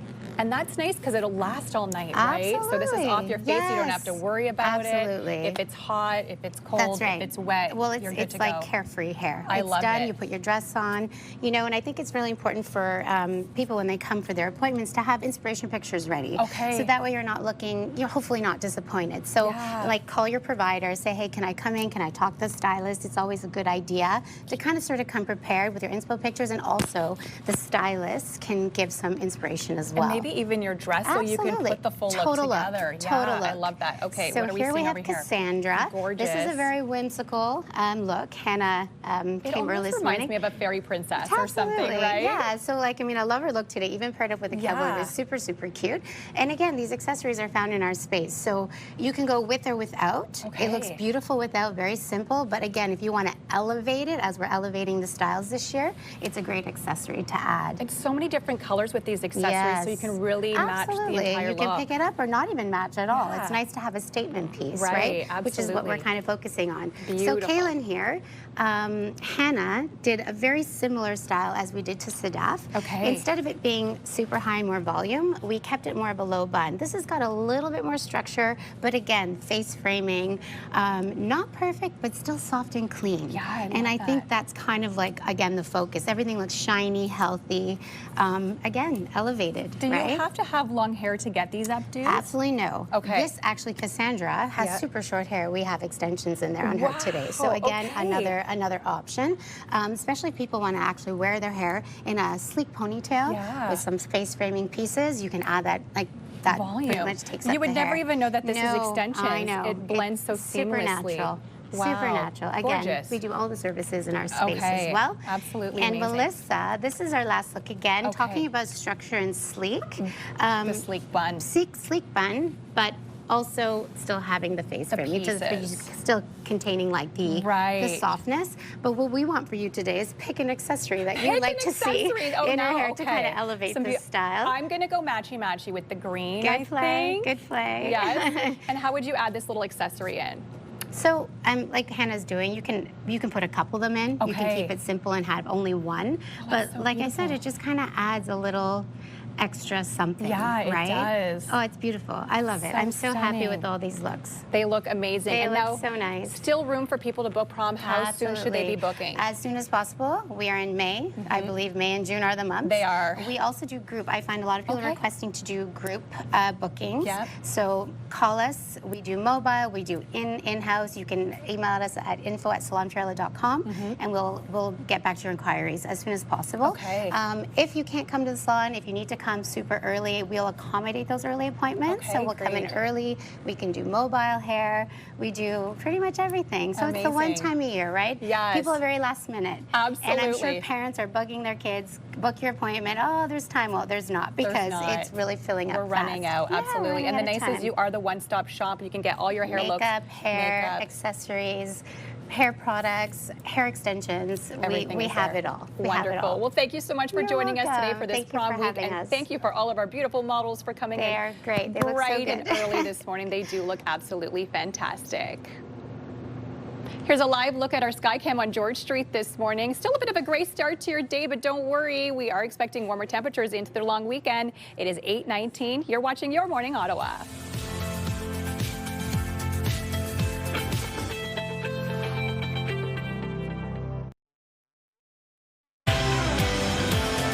Therapy Thursday is brought to you in part by Focused Forward Health, Ottawa's premier mental health boutique. When one friend always pays, is that generosity or friendship red flag? Melissa from Westboro says she makes more money than her friend, and without ever even talking about it, she's become the default dinner buyer. And now she's feeling taken for granted and stuck. Here's Sophie and Jeff with Therapy Thursday. It does sound like there are assumptions on both sides of this, right? Because Melissa, you're saying that you don't want to keep paying, but you do keep paying. Yeah. So how is Trish going to know that you don't want to keep paying if you do keep paying? And then on the other hand, Trish is just kind of going with it. It is not petty to say two bills. You will not seem petty. You don't have to feel guilty about it. It's just another day, just on whatever day you're going out for lunch or whatever it is, just be like, 2 bills, thanks. It's totally normal. However, I'm not sure that if Melissa goes out with Trish again, that she can necessarily say 2 bills at the beginning because this precedent has been set. You may want to give her a heads up at this point. Okay, so now that's much more complicated. Yikes. Okay. Well, because if you go out every time and you never ask for 2 bills and you always pay for Trish, how is Trish going to be prepared? If you are really friends, don't you want to give her a heads up? Like, hey, let's go Dutch. Just say, hey, you know what? I'm trying to save some money. Do you mind if we just go Dutch this time, or we get our own bills? Right. That kind of thing. Okay. It doesn't have to be, a major intense conversation, but you should be able to talk to your friends openly. Carrie says, do not assume how much money someone has at their disposal. I did that once. Assumed the person had limited means and then found out they took 2 international trips. Good for them, but no longer assuming anything. Right. This is what I'm saying is like, you really just don't know who has what kind of money. You can't make assumptions about that. You have no idea what the person's situation is. You have no idea. It doesn't really matter at the end of the day. If you want to go for a meal with your friend and you want to get 2 bills, then you should be able to just get 2 bills. Well, Zach puts it pretty simply. Yeah. Sounds like you can put a price on friendship. Time to sprinkle a little salt on that leech and move on. Oh. I wasn't expecting that ending. No, that's a perfect one. I love that. Hey, there is a price on friendship. Mr. Hopper with the one-liner. I love that. Oh, wow. That's incredible. That is a tough one, though. That's a tough conversation. I always just say, can't we just communicate? Can't we just have conversations without people getting offended in life, right? Like, if something is really bothering you in a friendship, I feel like with most of my friends, I'm comfortable enough to be like, hey, I feel this way because I feel like I'm being taken advantage of. And maybe the friend has a good excuse, like, you know, I want to come out with you to all these places. I just can't afford it because I don't make as much money. So, you know, I think just having that conversation can simplify everything. Whoa, whoa, whoa. You want it to be a healthy relationship? You want it to be communication and conversation? Communication is the key to so many things. It is, and it is tough though too, right? Because like one person that pays for like so many things, like I always think like if you pay for like a couple things like down the line, they'll get you. So that is a very difficult conversation to kind of have, depending on the relationship that you have with that friend or person that it's going on with. I was in a romantic relationship one time where I always had to pick up the tab because of this conversation. Let me tell you, that ended. Oh, just like that. There's not just a price on friendship, but on relationships as well. I just got annoyed, and like it wasn't like we made that much difference, you know, in paychecks. It was kind of even. Maybe I made a little more, but like, come on now. Yeah, well, everything worked young. out because you got the gem of Nigel. Absolutely. And everything works out as it should unfold. Absolutely. All right, so to come on the show, it is a celebration of culture, music, and food. We'll tell you more details about the weekend's Ottawa Polish Festival. Our guests are nice and cozy in the Your Morning Kitchen. One wave, can we get one more? Yeah! That's 2 waves from our guests. Let's take a peek outside, shall we? Warm inside, but a little cool and rainy outside. Stay with us. We'll be right back with your news headlines.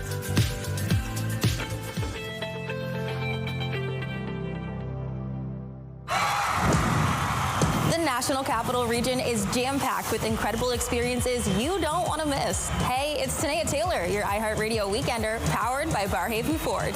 Get the inside scoop on all the biggest and best events every Thursday, Friday, and Saturday on CTV, Move 100, Pure Country 94, TSN 1200, and News Talk 580 CFRA. iHeartRadio Weekenders is powered by Barhaven Ford. Take your weekend path. We've got the Bronco Sport for it.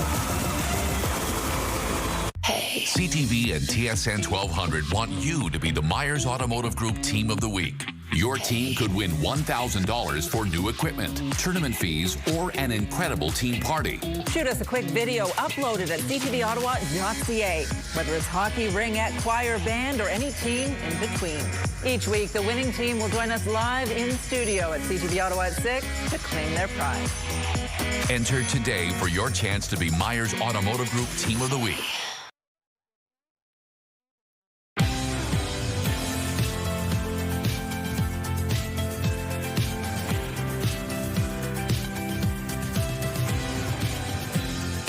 Morning and welcome to Your Morning Ottawa. I am Melissa Lamb. Happy Thursday, everyone. Yeah, happy Baby Friday, as you say. I'm Willie Yellow. Rosie is off today and still to come on the show. And I feel like really over the last couple of weeks, we've been talking so much about just festivals regarding whether they're cultural or music festivals coming.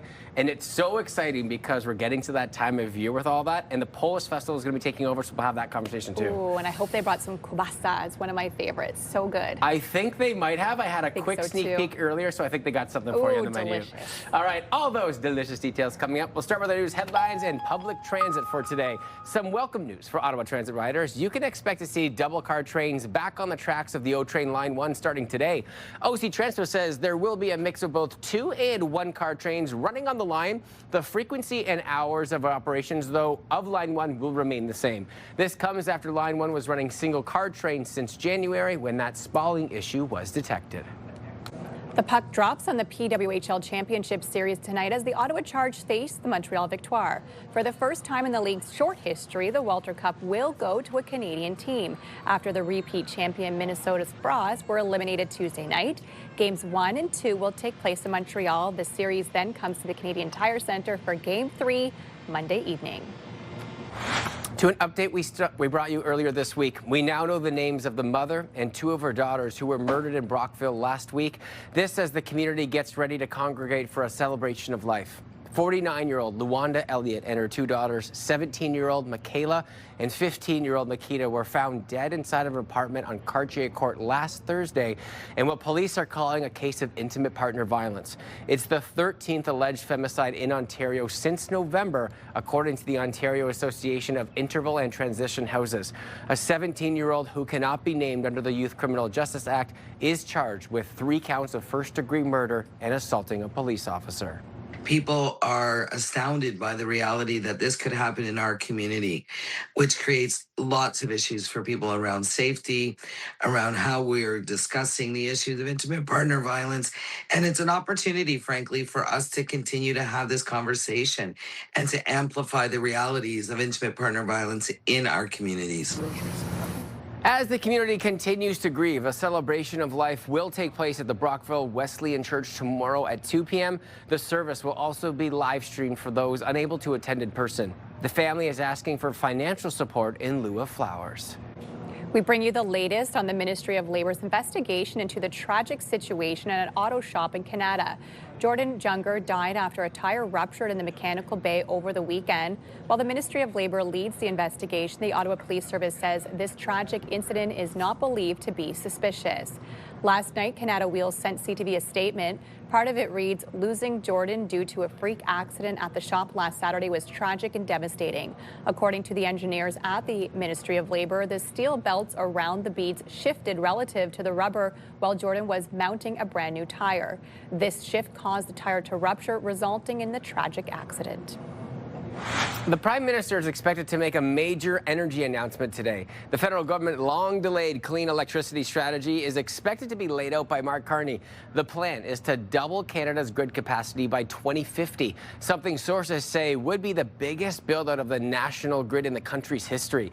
It's expected to lower total energy costs for about 70% of Canadian households over the next 25 years and create nearly 30,000 new jobs by the end of 2028. Taiwan appears to be dominating the conversation in China, with Chinese President Xi Jinping telling U.S. President Donald Trump their entire relationship is on the line. It's an honor to be with you. It's an honor to be your friend. And the relationship between China and the USA is going to be better than ever before. After rolling out the red carpet to welcome Trump, the two leaders sat down for a nearly 2-hour meeting. On the agenda, trade, Iran, the Strait of Hormuz, technology, and Taiwan, which is a self-governed island that Beijing claims as its own territory. Jinping told Trump that if Taiwan is handled well, U.S.-China relations, quote, will enjoy overall stability. If not, the two countries risk, quote, clashes and even conflicts, putting the entire relationship in great jeopardy. Ottawa restaurant owners will not have to pay monthly patio fees this summer as the city celebrates its 200th birthday. It's something we've been fighting for. Everything has gone up, from labor to food, transportation costs. So, all those things add up. And we always say in this business, like it's death by 1,000 cuts. So, the more of those expenses you can kind of limit or offset, then, the better chance you have at surviving. Mayor Mark Sutcliffe introduced the motion to cut the summer monthly patio permit rental rate from its usual $16.49 per square meter to $0. Council approved the motion unanimously at yesterday's meeting. Last year, roughly $460,000 was collected in patio fees. Any business that has already paid this year's summer patio fees will be reimbursed. Alberta RCMP are warning residents to be on the lookout for a known thief. On May 11th, officers were called to search for a suspect described as having red hair, short in stature, and wearing a thick coat when a family was robbed of their barbecue dinner. No one was harmed, and the family did not press any charges, so the thief was free to go and hopefully to enjoy those delicious hot dogs. Look at that, just trying to get a little snack, And like so many in its mouth at once. When you tell your kid, just take one bite at a time, just one at a time, not too many. This little thief is like, no, I'm going to stuff as many hot dogs as I possibly can in one catch. And then a little insult to injury, right? Just making sure, that is a direct look at the camera. Yeah, so it's like, you know what you're doing. These are mine. And then, do you want them back? After I put my teeth in them and drooled all over, do you want these back? Come get them. Come get them, and then probably ran away. Oh, that's a cute thief I wouldn't mind. Our forecast today, not so bad, but it will get much better as we head into tomorrow. So we're almost there when I'm going to finally be saying above seasonal temperatures, warm, hot, sunny. Just one more day to go. 8 degrees right now. We're seeing a bit of sunshine out there, but still mainly cloudy conditions.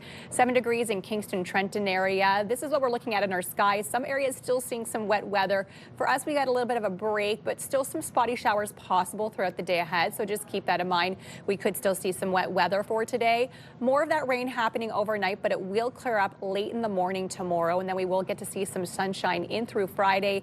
Saturday could still see some spotty showers, but but Sunday is looking nice and sunny.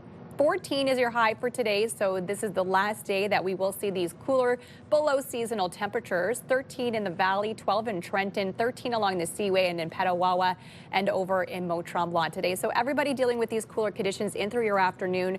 8 degrees is the low for tonight, so a similar morning to tomorrow. More sunshine on the way for Friday, and then finally temperatures above seasonal. We're going to see a nice long stretch of warm weather. Temperatures in the 20s. 11 is the overnight low on Friday. The weekend, 23 for Saturday, Sunday. Sunday is looking dry, sunny. Same with Monday with a high of 26, and temps will stay in the 20s next week. Eastbound on the 417, slowdowns Moody in through Woodruff. Westbound on the Queensway also seeing some buildup at Saint Laurent in through Nicholas this morning, as well as Parkdale in through Bayshore. Westbound on the 174, it's stop and go traffic from 10th line in through the 417. Champlain Bridge is moving slowly coming in from Gatineau, but all your other bridges are moving well this hour. Riverside Drive still dealing with heavy congestion as you approach Bank Street due to lots of construction in that area. And construction going on in both directions on the 417 near Green Bank, so traffic in that area is quite heavy.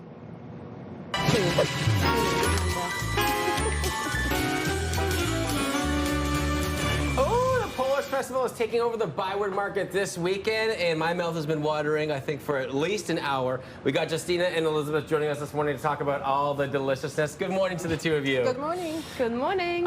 For people at home, tell me a little bit about the Polish culture before we kind of get into what you have here today. Perfect. So a big day in front of us Saturday at the Byward Market, and the Polish culture, it will be there. It's all about the food, about tradition, about the cakes, about the meat, get all together. Beautiful dances. So yes, get all the generation and show what we are. I love that. And what is one of your favorite parts about the festival? And it looks like the weather is going to be very nice as we head into the weekend too. We're hoping food brings people together. And we as a continental delicatessen, we've been on the market as a part of the market and part of this community for 75 years. I'm just going to say, Ottawa is celebrating 200 years this summer. So it puts the numbers into perspective. 75 years of us serving Ottawa. And I reach a personal milestone as well. I'm next month, it's 25 years since I ran the store. I cook, I bake, I serve, and I love doing that. It's so amazing. So hopefully we're going to have many more. I would like to first foremost say that this Polish festival, we should be thankful to the Polish Heritage Foundation. They make this happen. They put so much effort and work, and happy to be here. Yeah, no, it's so wonderful. And you know what? And you've had such a great journey up to this point so far and continuing on. What do you love about making all this food? I love cooking. Yeah. I like good food. I was, as a child, I came here as a very young woman. I was exposed to good taste. So what I prepare for you is the old-fashioned pea soup, but made with the modern twist. It's a chorizo sausage and ham, sweetness of the pepper. The other thing which I prepare for you is my mom recipe. It's a goulash soup, should be a stew. So it's 3 types of peppers, all the veggies, sweetness of tomatoes. A huge part of my of what you do? Of what I do, what we sell in the store, it's our cold cuts. We take pride in the selection which we're serving. So we have Polish cold kielbasa, which would go with the, simple cabbage recipe. But we sell merguez as well for a little bit more fancy cooking. And I'm a baker in the store. I take pride in my cheesecake. Yes, as you should from looking at it. Yes, some people call it Viennese cheesecake, some people call it German cheesecake. It's made with the quark, also under baking cheese. I mastered it over the years. I love it. Well, you know what? We're going to head over to Justina now, but I'm going to take at least one piece of your cold cuts. And what do you have over here? Because we're heading over to the sausages. Perfect. So we're going to be there with a few places, and you can have all our traditional Polish food, so very traditional pierogies with the cottage cheese potato. However, on the day we're gonna have a few different types, so make sure you check that out. We have a Polish sausage, of course, with the caramelized onion and the bigos. Bigos is a hunter stew, so fermented cabbage, sauerkraut, root vegetables, smoked meat, cabbage rolls. So very, very traditional meal.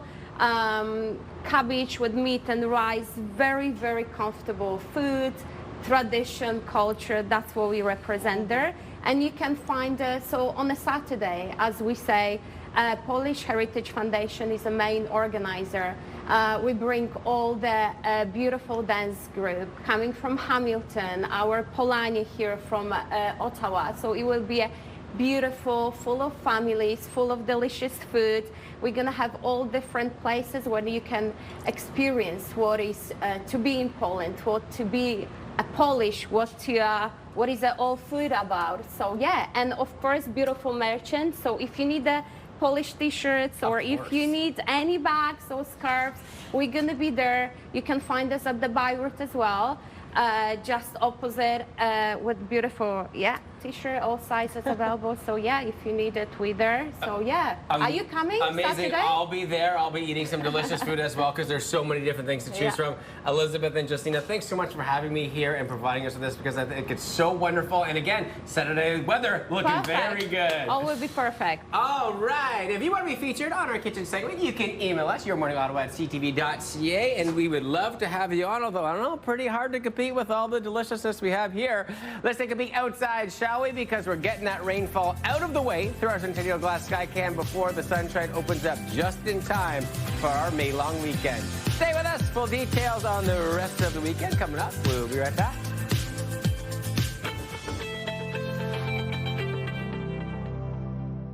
Hey. CTV and TSN 1200 want you to be the Myers Automotive Group Team of the Week. Your team could win $1,000 for new equipment, tournament fees, or an incredible team party. Shoot us a quick video uploaded at ctvottawa.ca. Whether it's hockey, ringette, choir, band, or any team in between. Each week, the winning team will join us live in studio at CTV Ottawa at 6 to claim their prize. Enter today for your chance to be Myers Automotive Group Team of the Week. Ottawa is always on the move. We're a big city with a laid-back vibe, where foodies love their sweets and markets bursting with flavor, wrapped up in waterways and hot summer days.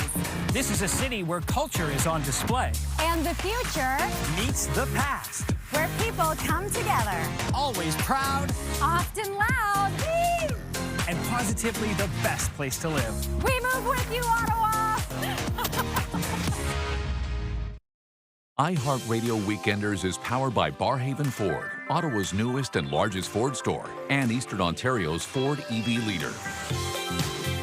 Starting things off today with the Ottawa Red Blacks Fan Fest on Saturday. If you're a football fan, definitely add this one to your weekend plans. You can watch an open training camp practice, meet players during an autograph session, and enjoy loads of family-friendly activities. Plus, you get to sample some new menu items ahead of the upcoming season. The Trick Country 94 Street Team and TSN 1200 will also be on location, so make sure you say hey if you see them. Next up today is the Barhaven Rib Fest and Poutine Fest. If you're craving barbecue this weekend, this definitely has you covered with ribs, poutine, live music, and even a kids zone for the entire family. Well, the kids zone's for the kids zone, but this is a great event for the entire family. It kicks off tomorrow, runs through Monday at Clark Fields Park. Last on the list today is the Gloucester Night Market. Shop local vendors, grab some food, and check out everything from handmade goods to treats and lots more. It's happening tomorrow night at Earl Armstrong Arena on Ogilvie Road. If you love to support local, this is perfect for that. As usual, lots more happening this weekend around the capital. The full list and all the details at ctvottawa.ca/weekenders. For the iHeartRadio Weekenders, I'm Tania Taylor. Have a great one. iHeartRadio Weekenders is powered by Barhaven Ford, Ottawa's newest and largest Ford store, and Eastern Ontario's Ford EV leader. The May long weekend is the perfect excuse to refresh your outdoor space and lean into easy, elevated entertaining. Rachel Nod, editor of In Between magazine, has some essentials that will take you from hosting to relaxing seamlessly. Good morning to you, Rachel. Good morning. We're almost there. I can smell my long weekend. Oh, yes, me too. Okay, let's start with some great outdoor entertaining items that you have for us today. Well, I don't know about you, but I feel like this has been the longest winter ever. So I'm super excited to get on my porch with my girlfriends or maybe host a backyard barbecue with friends and family to really just celebrate May Long Weekend and the chance to get outside. It's also a good time to refresh and reset your outdoor entertaining essentials. And you want them to reflect, your style and individuality, just like any other room in your house, because it really is an extension of your home. For that, I go to HomeSense because you can get some stylish, high quality pieces at amazing value. So you really can refresh your space without having to compromise on style. I know my girlfriends are going to love the pink floral theme I picked up. Just screams fun and sun and bring on the cocktails. I also love pink, so I'm loving these sets that you showcase for us this morning. Now, I love getting outside, but one thing that kind of makes us go inside sometimes is those pesky bugs. But you have a solution for us today. Kind of buzzkill. It's mosquitoes, Yeah. right? It's that high-pitched mosquito buzzing in your ear that can ruin any perfect summer outing. If you want to stay outside longer without having to reapply spray, this Thermacell rechargeable mosquito repeller is going to be your best friend. It works by creating a 20-foot zone of defense around you.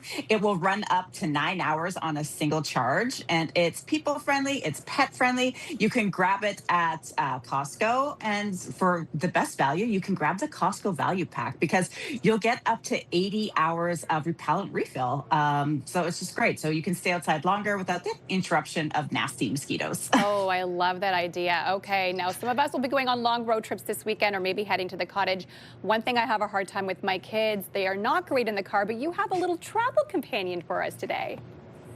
Because when it is May Long Weekend, that's when we hop in the car. We go to the cottage, maybe go for a little getaway. And I have the perfect travel companion that will add an extra layer of fun to any travel experience. These are the Squishmallow Squad. They are super soft, collectible plushes, perfect for any travel edition. Today here, I have Squishmallows, I have the Disney Mystery Squad, I have Flipamellows, and I have the 7.5-inch Squishmallows. I love the fact that you can get a chance to unpack your favorite Disney character with these Disney mystery squads. Ooh. They all have their own personality and they have a special scent, but you don't know which one you're getting until you open it up, which is half of the fun. I also love these Flipamellows. It's 2 Squishmallows in one. This is so cute. It's fun size. It's perfect for putting in the car or if you are going on a plane. And you can grab these at, Walmart or at walmart.ca. Oh my goodness, what a great idea. I never thought of adding that to my trip, so I'm definitely going to steal that idea. Thank you so much for joining us today. Thank you. And of course, here's a live look at our sky cam this morning. It's still a bit of a gray day, but don't worry, we have sunshine and warm weather on the way into the long weekend. Good morning, Ottawa. It is 8:52.